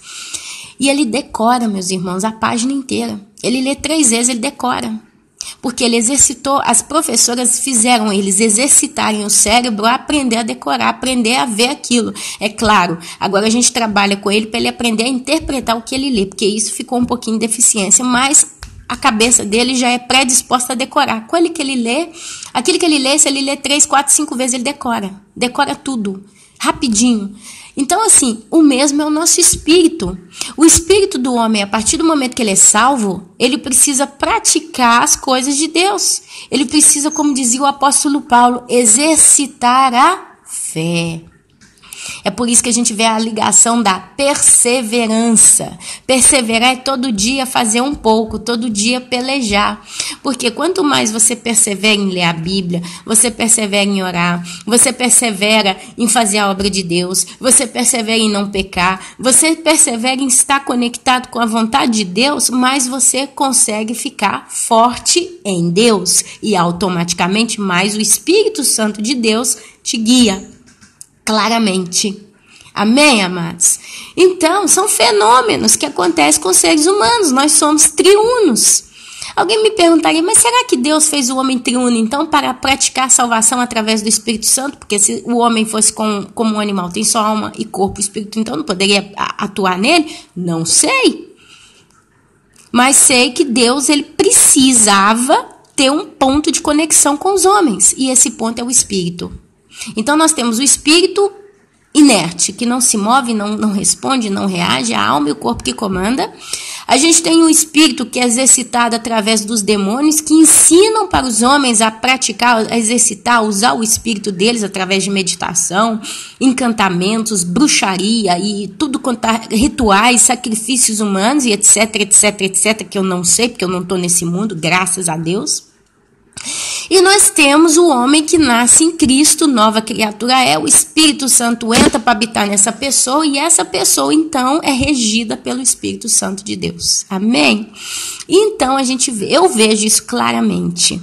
Então quando a pessoa morre, a pessoa falece, o espírito dessa pessoa, pelo que eu entendo, pelo que a Bíblia fala, volta para Deus. A alma dessa pessoa vai ou para o paraíso de Deus ou vai para o inferno. E o corpo físico, ele deteriora, acaba, apodrece, vira pó. É por isso que lá em Apocalipse você vê um momento do chamado do grande trono branco. E ali fala, o inferno deu as almas que nele estavam. O mar deu os mortos que nele estavam. A morte deu os mortos que nele estavam. Aí eu ficava pensando, mas o que isso significa? Se a pessoa morreu, foi para o inferno, por que o mar vai dar os mortos que nele estão? Eu entendi depois de uma pregação de um pastor, acho que foi o Júnior Trovão mesmo. Ele falando, gente, trono branco, Deus ele chama a pessoa, vai vir a multidão incontável para ser julgada no trono branco, eles vão para o lago de fogo e enxofre que arde para todo sempre, o verme não morre, o fogo não se apaga. E aí fala, o mar deu seus mortos, o inferno deu seus mortos, olha só, imagina uma pessoa que morreu, tá? Ela morreu em acidente de carro. E o corpo dela foi todo quebrado, todo partido, foi todo dilacerado. Ela morreu ali naquele acidente. Então, eles recolhem o corpo daquela pessoa e enterram numa sepultura. Só que quando ela morre, a alma sai do corpo, o espírito também. Porque senão a pessoa... O morto vive. E a Bíblia fala que o morto não reage. O morto não volta. O morto não pode fazer nada. Ok? Então, a pessoa... O corpo físico dela começa a se deteriorar na catacumba. Catacumba, como é que é a palavra? Ou então ela é cremada, ela vira cinza e ela vai para o vento, ok? A alma vai para o inferno ou vai para o céu. É a história do rico e do Lázaro, tá? É Lucas capítulo 16, do 19 até o 31. Mas o espírito volta para Deus. Aonde Deus põe esse espírito? Não sei. A Bíblia não fala. A Bíblia só fala que quando o homem morre, o espírito volta para Deus. Não sei onde é que tem esse texto também, você tem que procurar, se achar pode pôr nas referências do vídeo. Mas a alma, a princípio, começa a sofrer os tormentos ou descanso. Tanto é que você vê a alma dos mártires diante do altar, debaixo do altar do Senhor, pedindo justiça. A alma. Você não vê o espírito? A Bíblia não fala espírito, a Bíblia fala alma. Amém? Então a alma começa a sofrer tormento. Então a alma pode sofrer tormento, sim. Você vê, se apaixonou, a pessoa te abandonou, você sente dores que você não consegue entender até que ponto é a alma e começa o físico. É aquela dor no estômago, aquela emoção no estômago. Você não sabe se aquele negócio está no físico ou está na alma. A alma, ela pode sentir. A alma, ela pode sentir. A alma, ela tem todo o arquivo da sua vida. Então, ele lembra. Você vê aqui o rico lembrando de Lázaro, lembrando que tem 5 irmãos na terra, lembrando que os irmãos dele praticavam o mesmo estilo de vida dele e que eles iriam também perecer no inferno. Quer dizer, ele tinha total consciência da realidade. Então, quando em Apocalipse chama... O mar deu seus mortos, a morte deu seus mortos. O que é essa morte? Aquela pessoa que foi morta num acidente de carro.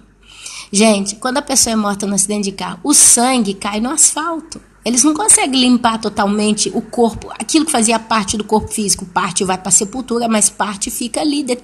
O sangue, às vezes, espirra sangue para todo lado, cai sangue na terra, cai sangue numa planta, numa árvore. Então, assim, eles limpam, eles tiram o corpo, mas o resto fica. Quantas vezes você vê gente assassinada e a marca do sangue na terra? A pessoa já foi levada pro DLL, como é que chama aquele lugar lá? MLL, MNL, sei lá, onde eles levam as pessoas mortas? Perdoa, mas eu quero falar tanta coisa certinha, mas não consigo. É mais forte do que eu. MNL, sei lá. Mas o sangue fica. Então, quando fala a morte deu seus mortos, é isso. É tudo que compõe o físico da pessoa que foi destruído no tempo em que ela viveu, é devolvido fisicamente para Deus. A terra, você morreu, voltou para a terra, né? E Deus, ele chama de volta. Então, quando diz, por exemplo, o mar deu seus mortos, está dizendo que os corpos das pessoas que morreram no mar, afogadas provavelmente, vai ser devolvido para Deus. Quando diz o inferno deu seus mortos, são as almas daqueles que estão no inferno vão ser juntados com os corpos físicos que o mar, que a morte devolveu para Deus. E ali, para terminar, provavelmente Deus devolve também o espírito para aquele corpo e julga aquele corpo e condena ele, ou no tribunal de Cristo. Você vê agora o apóstolo Paulo lá em 1 Tessalonicenses, capítulo 4, finalzinho do capítulo 4, início do capítulo 5, acho que agora eu decorei a passagem que fala do arrebatamento, e se eu conseguir, glória a Deus por isso, ou então tá fresco na memória, mas finalzinho do capítulo 4, início do capítulo 5 fala: irmãos, não chorais como os outros, né, que não tem esperança pelos seus mortos, porque os nossos dormem, né, e no soar da última trombeta, os que morreram em Cristo vão ressuscitar primeiro, não abrir piscar de olhos, e nós que estamos vivos seremos arrebatados aos céus enquanto com Cristo nos ares. Então, você vai ver esse processo, né, do tribunal de Cristo. Todos os que morreram, aqui já respondo uma outra pergunta, né, da irmãzinha. Todos os que morreram em Cristo, e todos que morreram antes da vinda de Jesus Cristo, inclusive, olha só, a Bíblia fala que quando Jesus morreu, ele desceu à mansão dos mortos. E tem um momento que diz que ele pregou para os espíritos em prisão. Tem quem diz que esses espíritos são demônios, os anjos acorrentados, e Jesus foi lá pregar para esses demônios. Tem quem diz que Jesus foi pregar para as pessoas que morreram sem Cristo, que não tiveram a oportunidade de ouvir a palavra de Jesus na terra, e Jesus foi lá pregar para eles. Porém, a Bíblia fala que todo aquele que não tem o nome escrito no livro da vida é lançado ao inferno, não vai para o céu. Então, quem está no inferno não tem o nome escrito no livro da vida, porque se o tivesse, estaria no seio de Abraão ou no atual paraíso. Mas a Bíblia diz que Jesus desceu à mansão dos mortos e levou consigo o cativeiro. E quando a gente vai entender qual que é esse cativeiro, a gente acabou de ler ele aqui agora no rico e no pobre, na história que foi no seio de Abraão. O pobre foi para onde? Para o seio de Abraão. E a Bíblia fala do chamado, eu acho, se eu não estiver errando a palavra, Sheol, que é a mansão dos mortos. Antes de Jesus, todos que morreram, os patriarcas, as pessoas que nasceram antes do nascimento de Jesus, que morreram, desceram à mansão dos mortos. Você vê Davi falando sobre isso. Então, eles estavam todos no centro da terra, no núcleo, onde é o inferno atualmente, tinha também a mansão dos mortos. Por que ele fala? Que tinha um grande abismo que separava o seio de Abraão, que era um paraíso, do inferno. E ali a palavra diz que Jesus ele leva consigo o cativeiro. Olha que coisa curiosa. Então, meus amados, eu consigo visualizar essa pregação de Jesus aos espíritos em prisão ou cativeiro. Pode ser, eu não estou afirmando, isso é um mistério que a Bíblia nos deixa. E são muitas coisas, e a Bíblia mesmo, por conta própria, diz que tudo nos será revelado em parte. Porque não será totalmente revelado tudo, mas tudo nos é revelado em parte. Daniel disse que no final dos tempos multiplicaria também o conhecimento e a ciência, mas o conhecimento se multiplicaria. O conhecimento hoje tem se multiplicado através do Espírito Santo, que nos últimos dias seria derramado sobre toda a carne. Isso começou há 2000 anos atrás. E mano a mano que a gente vai se aproximando, as coisas vão se descortinando diante dos nossos olhos. Prova disso é quando termina o livro de Daniel e o anjo fala para ele, para selar o livro, porque muitas daquelas revelações seriam ocultas. Mas lá em João, quando a gente vê o Apocalipse do João, o selo foi aberto e a revelação foi dada. E a revelação que foi dada a João, quando o selo é aberto, da revelação, é a mesma que foi dada a Daniel. E o selo tinha sido fechado. Olha que coisa. Então, meus amados, mano a mano que a gente vai se aproximando do céu, mano a mano que a gente vai crescendo na estatura de Cristo, o Senhor ele vai abrindo o entendimento espiritual. O Espírito Santo vai nos dando um pouco mais de confiabilidade, ele vai nos revelando mais. Amém? E então, eu imagino que a única coisa que encaixa de modo bíblico aqui é que o nosso Senhor Jesus possa ter descido à mansão dos mortos, levado consigo o cativeiro, quer dizer, levou com ele os patriarcas, os profetas e todos aqueles que morreram pela lei de Moisés, por amor a Deus, né? E aí entre outras coisas, mas morreram em Deus, esperando a salvação. Porque se você vai ler Isaías, acho que 53, e não vou olhar aqui direitinho, mas eu acho que Isaías 53 fala ele profeta Jesus, ele profetiza a vinda de Jesus. Ele fala, homem de muitas dores. É sim, ó, Isaías 53, deixa eu ver aqui. Ó, meu amado, consigo? Sofrimento vicário do servo do Senhor. Isaías 53, começa no 52. Não, aqui, ó. 53. Quem creu em nossa pregação e a quem foi revelado o braço do Senhor, e como raiz de uma terra seca, não tinha aparência nem formosura, olhámo-lo, mas nenhuma beleza havia que nos agradasse. Era desprezado e o mais rejeitado entre os homens, homem de dores, e que sabe o que é padecer, e como um de quem os homens escondem o rosto, era desprezado e dele não fizemos caso, Certamente ele tomou sobre si as nossas enfermidades e as nossas dores levou sobre si. E nós o reputávamos por aflito, ferido de Deus e oprimido.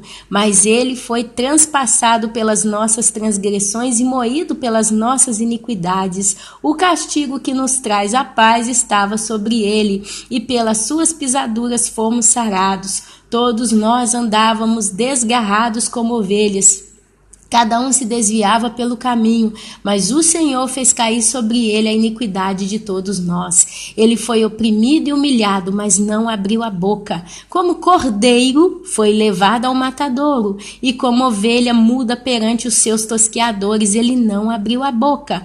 Por juízo opressor foi arrebatado. E diz, juízo opressor pela maldade, ele foi tomado no Monte das Oliveiras, né? E de sua linhagem, quem dele cogitou? Porquanto foi cortado da terra dos viventes, por causa das transgressões do meu povo foi ele ferido. O meu povo, Isaías era judeu. E foram os judeus que crucificaram a Cristo. Designaram-lhe a sepultura com os perversos, mas o rico esteve na sua morte, posto que nunca fez injustiça, nem dolo algum se achou em sua boca. Foi quando aquele moço rico deu o túmulo limpinho para ele. Todavia ao Senhor agradou moê-lo, fazendo-o enfermar. Todavia ao Senhor Deus Pai agradou moê-lo. Deus teve prazer em matar Jesus na cruz, tá? Está falando aqui em Isaías 53, 10. todavia fazendo enfermar, quando der ele a sua alma como oferta pelo pecado. Jesus deu a alma, verá a sua posteridade, prolongará os seus dias, e a vontade do Senhor prosperará nas suas mãos. Ele verá o fruto do penoso trabalho de sua alma e ficará satisfeito. O meu servo, o justo, com o seu conhecimento, justificará a muitos, porque as iniquidades deles levará sobre si. Por isso eu lhe darei muitos como a sua parte. Eu, Deus Pai, dará a Jesus. E a Bíblia fala, Jesus declara, de modo nenhum lançarei fora aqueles que o Pai me deu. E com os poderosos repartirá ele o despojo, porquanto derramou a sua alma na morte, foi cortado com os transgressores, contudo levou sobre si o pecado de muitos e pelos transgressões intercedeu. Isaías 53 fala então de Jesus. Isaías morre. Vai para onde? Para o Sheol, para a mansão dos mortos. E aí você vê a declaração falando que Jesus desceu à mansão dos mortos, pregou aos espíritos em prisão. Espíritos em prisão. Olha só. Então, a alma vivente, né? Eu falei que o espírito vai para Deus, mas você vê Jesus pregando a quê? Aos espíritos em prisão. Então, é onde eu falei, em parte nos é revelado. Eu falei, o espírito quando morre, eu não sei para onde vai. Eu acredito que volta para Deus. E você vê falando aqui que Deus, Jesus prega para os espíritos em prisão. Será possível que as pessoas salvas que foram para o céu estavam alma e espírito junto? Será que no inferno tem espírito e alma? Não sei. Mas é isso que foi dito aqui, Jesus pregou para os espíritos em prisão. E eu acredito, meus amados, que se ele levou consigo o cativeiro, provavelmente a cena deve ter sido essa. Isso é uma coisa da minha cabeça, não está na Bíblia. É um entendimento que pode ter sentido segundo o casamento das Escrituras. Se ele leva consigo o cativeiro, ele não deve ter chegado lá mudo, pegou o cativeiro e levado com ele. Mas ele deve ter chegado, talvez ele chegou e falou, olha, nasci, vim, fui o Messias, João Batista, né? Estava lá também, você viu? Você lembra que você profetizou sobre mim? Pois é, morri na cruz, finalmente fiz o sacrifício, né? Derramei o meu sangue e agora eu estou aqui.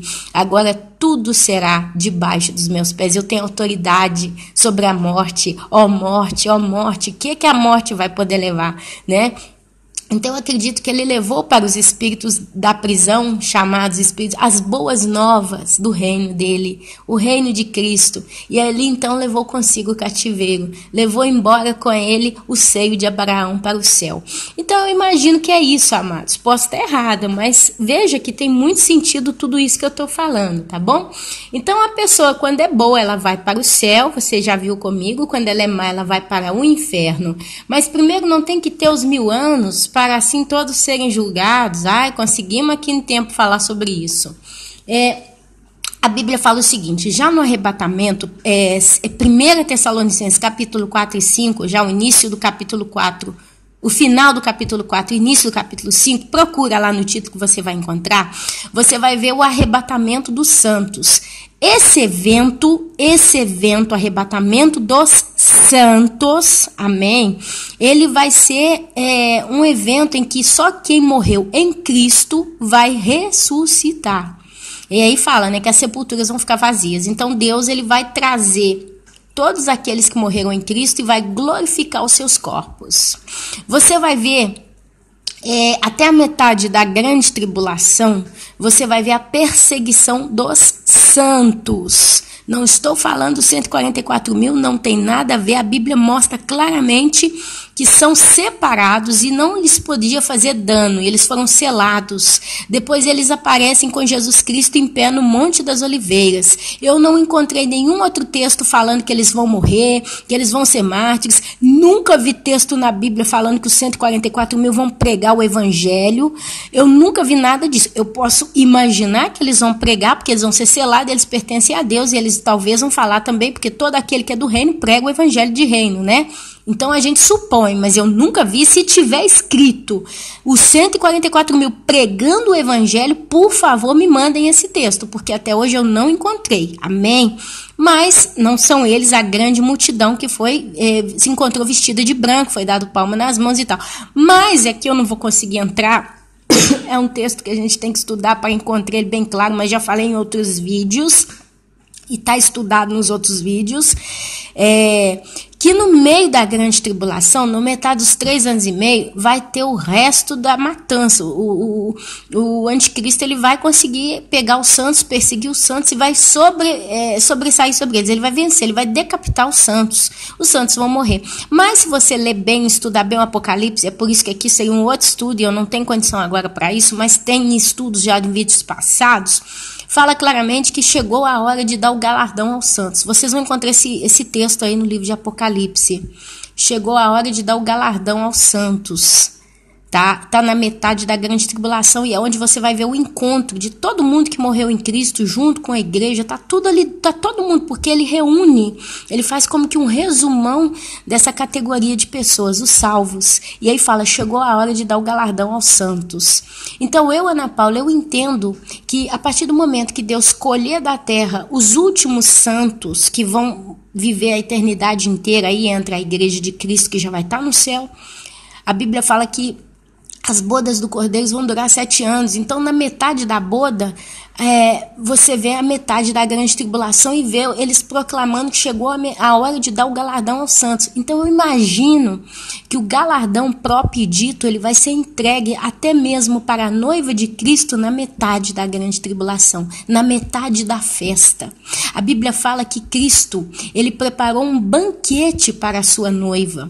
Então, quando a noiva chegar no céu, é a ideia que dá, se você vai tentando interpretar dentro desse segmento dos textos, a ideia que dá é que quando a gente sobe aos céus, a primeira coisa é que o corpo é glorificado, porque você não vai poder entrar no céu se o seu corpo não estiver glorificado, você não tem força física para isso. Eu estou falando aqui com uma dor de cabeça, cansada, falta de ar, de tanto fatigar as coisas do Senhor, porque a gente se fica desgastado mesmo, tá? É como se a força vital nossa fosse desgastada aos poucos. Então, para entrar no céu, então não tem jeito, né? Você vê o Daniel, quando ele teve uma das visões, ele disse que ele caiu de cama doente por muitos dias para se recuperar da visão. Então você vê, o mundo espiritual, ele tem uma influência muito forte nas nossas vidas, amém? Por isso, se você serve um ministério, se você faz a obra do Senhor, procure comer bem, o melhor que você pode, procure dormir bem, se você puder praticar uma atividade física, faça. E quando você tiver tempo para descansar a cabeça, descanse, esvaga a cabeça, não é proibido, sinceramente, descanse, porque quando você está no campo de batalha, você é desgastado, tá bom? Então, para entrar no céu, tem que ter o corpo glorificado, amém? O que acontece? O banquete. Eu acredito que a partir do momento que a gente tem o corpo glorificado, a gente finalmente então vai abraçar o nosso Salvador, a gente vai poder conversar com ele, a gente vai ter aquele momento de entrosamento, amados, porque pela primeira vez a gente vai estar vendo ele face a face, e provavelmente nós vamos ver o Deus Pai face a face, e provavelmente nós vamos poder ver a pessoa do Espírito Santo. Não tenho ideia de como ele é, mas se a gente vai estar em espírito ali no céu, a gente está com o corpo glorificado como o corpo de Cristo, a gente vai poder ver o Espírito Santo como ele é, verdadeiramente. Ele se manifestou em forma de pomba, ele se manifestou em forma de línguas de fogo entre os homens, mas lá no céu, a gente não sei, não crê que ele vai estar lá em forma de uma pomba ou de uma língua de fogo, mas eu acredito que ele deve ter um corpo, tá? Eu acredito, mas eu acredito que a gente vai poder ver Deus no seu formato Elohim, no seu formato triuno. Então, e ali o banquete está preparado. Então, eu acredito que a primeira coisa que vai acontecer depois desses eventos é a gente sentar na mesa e fazer o banquete, participar do banquete. Quando a gente vai numa festa de aniversário, os presentes não são entregues e abertos na mesma hora. A gente chega, dá os presentes e a Bíblia fala que os santos vão depositar suas coroas ao altar do Senhor, né? Tem um processo assim. Talvez quando a gente chegar no céu, a gente vai receber a coroa no corpo glorificado, vestido de branco, quem sabe vai ser posta a coroa, e quem sabe ali nesse processo do banquete, quando a gente for sentando, a gente vai depositando as coroas de novo nos pés do Senhor? Não sei, teria que estudar muito sobre isso, né? A gente vai deixando chavões aqui, mas depois do banquete, num determinado momento, no meio do evento, então o Senhor, então ele recolhe os santos que vão vir da grande tribulação. Provavelmente vai ter uma recepção também para esses santos. Eles vão governar com Cristo 1000 anos no milênio, a Bíblia fala isso, né? E ali então chegou a hora de dar galardão aos santos. Vai ser a hora de passar pelo tribunal de Cristo. Todo mundo, desculpa a expressão pobre, mas justo para a gente casar as coisas, todo mundo de barriguinha cheia, né? Depois da grande ceia com o Senhor, o nosso Jesus, ele declarou no livro do Novo Testamento, não tem como achar agora, mas tem um momento que os apóstolos estavam fazendo uma ceia, pão e vinho, e Jesus parte o pão, mas ele não bebe o vinho. Ele diz: eu não voltarei a beber deste vinho até que eu esteja reunido com vós. É um negócio mais ou menos assim, pesquise. Eu deixo essas coisas, apesar de eu realmente não ter a passagem na memória, não tenho cabeça para isso, mas eu deixo mais ou menos a coisa. Quem realmente quer encontrar Deus, pesquisa tudo isso, né? Toma nota e pesquisa e encontra. E depois não, a Ana Paula falou, tem mesmo na Bíblia que ela disse. Ah, é, né? Amém. Então eu acredito que nesse processo no céu, né, nessa metade da grande tribulação, os santos são recolhidos, né? É Deus colhendo as uvas, né, do pisar do lagar da sua ira. Eles lavaram as vestes no sangue do cordeiro, e ali então vem o galardão. A Bíblia fala, chegou a hora para dar o galardão. A Bíblia fala que tem os convidados da noiva. Tem quem diz que o convidado é o Espírito Santo. Tem quem diz que os convidados da noiva são os patriarcas, os do Velho Testamento. Mas se você para analisar, se uma grande multidão incontável, ela é salva, ela sobe ao céu, ela é assunta ao céu, ela recebe vestes brancas e raminhos de palma nas mãos, a noiva de Cristo vai estar ali, vai ser uma grande festa no céu. Poderiam ser os santos da grande tribulação os convidados do noivo? Eles lavaram as vestes no sangue do cordeiro. Eles não fazem parte da noiva de Cristo, porque não morreram na dispensação da graça, mas morreram na dispensação da ira, né? Então, vão casando aí, tem sentido, né, meus amados? Então, tem ali os galardões. Passam mais 3 anos e meio. O que acontece nesse processo no céu é o derramar da cólera de Deus, é os chamados flagelos. Então você vê o céu concentrado em ver os eventos que acontecem na terra. Eu acredito que esse resto de grande tribulação, esses 3 anos e meio, nós vamos ver claramente Deus mandando a ira dele no mundo inteiro, e vai ver os mortos que receberam a marca da besta, vão morrendo ali nesse processo, eles vão morrendo, muita gente vai morrer, e aí vem o Armagedon. No Armagedon ele começa sem Cristo. Você vê que as nações vão se reunir em torno de Israel, vai ficar sitiada, e as pessoas vão começar a morrer quando tiver quase nada mais, né? O povo já não tiver mais quase carne nenhuma. O céu vai ser aberto e Cristo desce montado num cavalo branco, com suas vestes salpicadas de sangue, e com ele os seus santos. Então ali a noiva desce para combater. Provavelmente esses santos, a Bíblia não diz quem são em particular. Podem ser anjos, guerreiros. A noiva de Cristo, provavelmente, montada em cavalo branco. Eu já provei em estudos passados que a noiva de Cristo desce com Cristo para combater no Armagedon. Pode até ser os santos da grande tribulação, não sei, né? Aí não se fala muito, mas com os seus santos. Amém? E ali então tem a batalha. A besta e o falso profeta são lançados no lago de fogo e enxofre. Eles inauguram o lago de fogo e enxofre. Satanás é preso, mas não fala nada da morte. Não fala nada da morte, não fala nada do inferno, mas fala que entra o reino milenar. E é que eu já estou respondendo o resto da perguntinha da irmã aqui, quando ela fala, né, da ressurreição, não tem que esperar primeiro o milênio. A Bíblia fala que durante o milênio, quem vai governar é Cristo. E a Bíblia fala que o velho, o jovem vai morrer velho quando tiver com 100 anos porque pecou. A Bíblia fala das nações que vão ter que subir para adorar. A Bíblia fala que ainda vai ter morte, porque fala do jovem que morreu velho com 100 anos. Quer dizer, a morte ainda está governando no milênio, tem pessoas morrendo no milênio. A Bíblia fala de pessoas de todas as tribos, povos, línguas e nações indo adorar a Deus. Então você vai ver sobreviventes dos países todos do mundo, de todas as tribos. Vai ter gente de toda a raça na terra. Vai ter um remanescente que vai passar pela grande tribulação de algum modo, não sei como, a Bíblia não explica, mas vai ter para adorar no milênio esse povo. E esse povo não morreu. Esse povo então só pode ter sobrevivido na grande tribulação total. Eles não puseram a marca da besta, eles não aceitaram a Jesus, mas eles sobreviveram. por um acaso. Deus permitiu que muitas pessoas vão sobreviver. Muitas não, porque a Bíblia diz que o homem vai ser mais raro do que o ouro de Ofir. Vai ser encontrar uma pessoa na terra depois daquela grande tribulação vai ser mais difícil do que encontrar ouro de Ofir. Então, assim, quem sobreviver vai ser raro, vai ser muito pouco, tá? Mas dá a entender que vai ter gente que vai sobreviver, não vai ter posto marca da besta, vai ter conseguido esconder, vai ter sido salvo das tribulações, vai ter sido salvo de tudo, não vai ter sido salvo a nível aceitado a Jesus, não vão ter dado glórias a Deus, porque da segunda metade da grande tribulação para frente, cada flagelo, as pessoas que são acometidas, né, atingidas pelo flagelo, elas mordem a língua de dor e blasfemam contra o Deus dos exércitos. Elas não se salvam. Mas a Bíblia fala que todo mundo que tem marca da besta morre, mas entra no milênio, vai ter gente. Então, assim, são pessoas talvez ateias.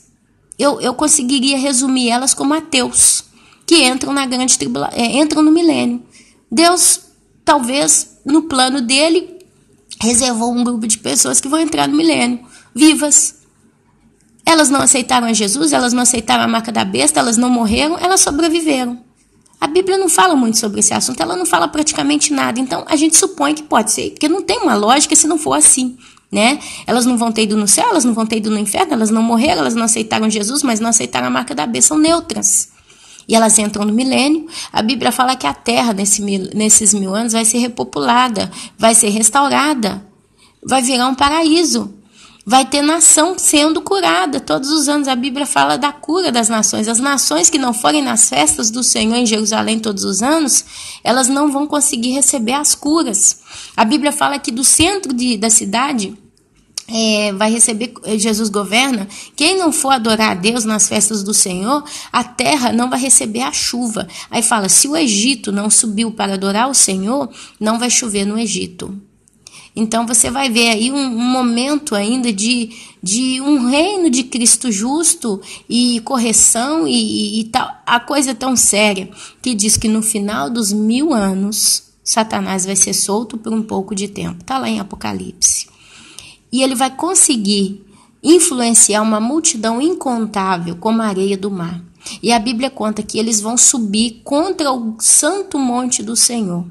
E quando eles estiverem subindo o chamado santo monte do Senhor, o Senhor vai abrir a boca e com seu sopro ele vai matar todos. É a última vez que a morte é manifestada na terra. Você tem que ler em Apocalipse com muita calma sobre isso. Então você vai ver durante o milênio, o inferno ainda está de portas abertas, ele ainda existe, porque vai ter gente morrendo no milênio. São essas pessoas que vão entrar no milênio, talvez muitas vão aceitar o evangelho do reino, porque que nós agora falamos do evangelho do reino. A Bíblia é tão certa que já na segunda metade da grande tribulação tem um anjo que prega o evangelho do reino. A Bíblia diz que esse evangelho vai ser pregado até o final. Quer dizer, os anjos vão pregar o evangelho do reino. Tem que ler em Apocalipse. Nesse meio tempo já passou os santos, não vai ter mais salvação de céu aqui. Então, essas pessoas talvez que vão entrar neutras, elas vão ouvir falar da chegada do evangelho do reino e vão ver toda essa catástrofe. E aí vem Cristo e inaugura o reino milenar. E ali então elas vão viver durante 1000 anos. Quem vai governar com Cristo? Os santos da grande tribulação, os mártires que morreram. Provavelmente a noiva, porque a Bíblia tem uma promessa exclusiva para a noiva que onde Cristo estiver, ela vai estar também. Mas a Bíblia fala de um modo, abre aspas, que quem governará com Cristo os 1000 anos são os santos da grande tribulação, são os mártires que vão morrer até aí. Terminou isso, vai ter essa invasão, é a chamada guerra de Gog e Magog, são duas. Uma vai ter antes da grande tribulação, sei lá, não sou precisa a dizer. E uma vai ser a última Gog e Magog, que é essa que Satanás, solto depois de 1000 anos, vai reunir uma multidão incontável de pessoas e vai subir. E quando ele subir um monte de Deus, não vai ter guerra, não vai ter nada. Deus vai abrir a boca, vai matar todo mundo com o sopro da sua boca, pulverizou todo mundo, foi pro inferno. Só que ali fala, logo depois dessas coisas, eu vi um grande trono branco. João falando, passou toda essa passagem, milênio, grande tribulação, passou isso tudo.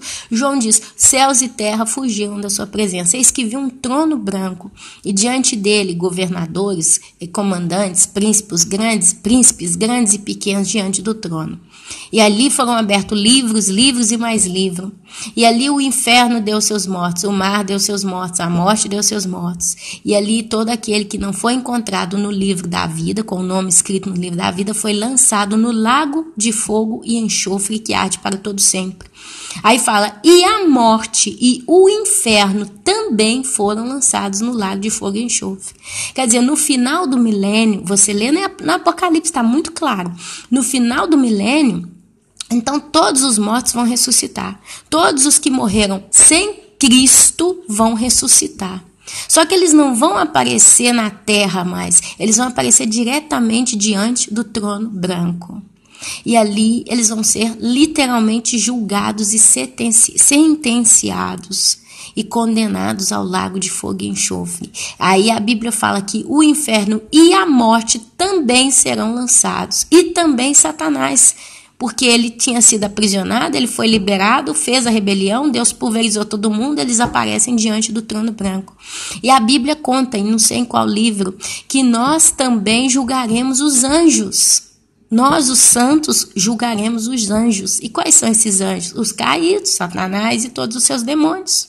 Os grandes príncipes que foram soltos na grande tribulação, mas vão aparecer diante do trono branco para serem julgados também. E ali, então, tem o julgamento. Todos os que não adoraram a Deus e adoraram a besta foram para um lago de fogo e enxofre. O inferno, a morte, os anjos. Tudo que é morte vai ser lançado ali. Acho que em Zacarias, não sei se é Zacarias ou Isaías, tem uma passagem que diz que vai ser testemunho, aquele tormento eterno, vai ser visto de testemunho eterno e vai gerar temor no coração daqueles que o veem. Tem um pastor que fala que o lago de fogo e enxofre pode ser o sol, porque da terra a gente vê o sol. Eu não sei dizer, não tem, né, uma sincronia. Tem sincronia, mas não tem a base, né? Fala que é esse, o lago de fogo e enxofre, não sei. Principalmente porque na astronomia se descobriu sóis maiores, estrelas muito maiores do que o Sol. Mas seja B ou C, não me interessa, eu sei que diz a Bíblia que ele vai ser visto por toda a eternidade. O lago de fogo e enxofre, o local vai ser visto de longe. E quem vê esse lugar vai saber que ali estão aqueles que se rebelaram contra Deus, eternamente sendo queimados, tá bom? Tá na Bíblia. Então, passou isso, aí João fala, eis que se fizeram, né, novos céus e nova terra. E aí ele vê a nova Jerusalém descendo do céu, adornada, ataviada, tá? E ela aí fala que Deus, então, volta a habitar entre os homens. Aí você vê Deus Pai, Jesus Cristo, sempre sentado à direita de Deus Pai, os santos habitando entre os homens. Então, a Bíblia deixa entender que Deus vai se transferir para a terra, vai morar na terra. Deus é onipotente, Ele é onipresente, Ele é onisciente. Se Deus é onipresente, Ele está em todos os lugares, mas Ele vai colocar o trono dele na terra, na Nova Jerusalém, está lá em Apocalipse, no finalzinho, entre os capítulos, acho que 22, né, 21, 22, tem que ler também, tá bom? Então, amados, acho que o primeiro dia... Eu acho que eu respondi todas as perguntas das irmãs, da irmãzinha aqui. Como ela fez muitas perguntas, deu para englobar tudo nesse vídeo aqui de 2 horas e eu só respondi isso porque como são tantas perguntas que englobam a dúvida de tantos irmãos, né, acho que valeu a pena. Tem uma outra irmã que contou aqui que ela está tendo muito sonho direto com tragédia da volta de Jesus, né? Tá vendo bombas, meteoros caindo do céu. Minha irmã, eu acredito que esses tantos sonhos, né, é o mesmo que aconteciam com os profetas. Eles viam as coisas e anunciavam. Quer dizer, Deus não faz nada sem antes revelar os seus santos.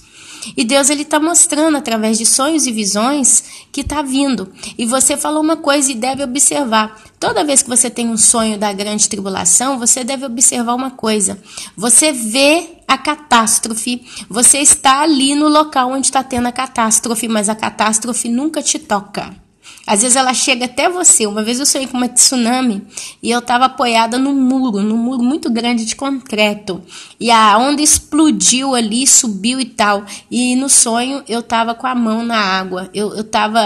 A água já tinha acalmado e eu estava ali naquela situação, mas ela não me matou, não me machucou, não me feriu, mas eu toquei a catástrofe.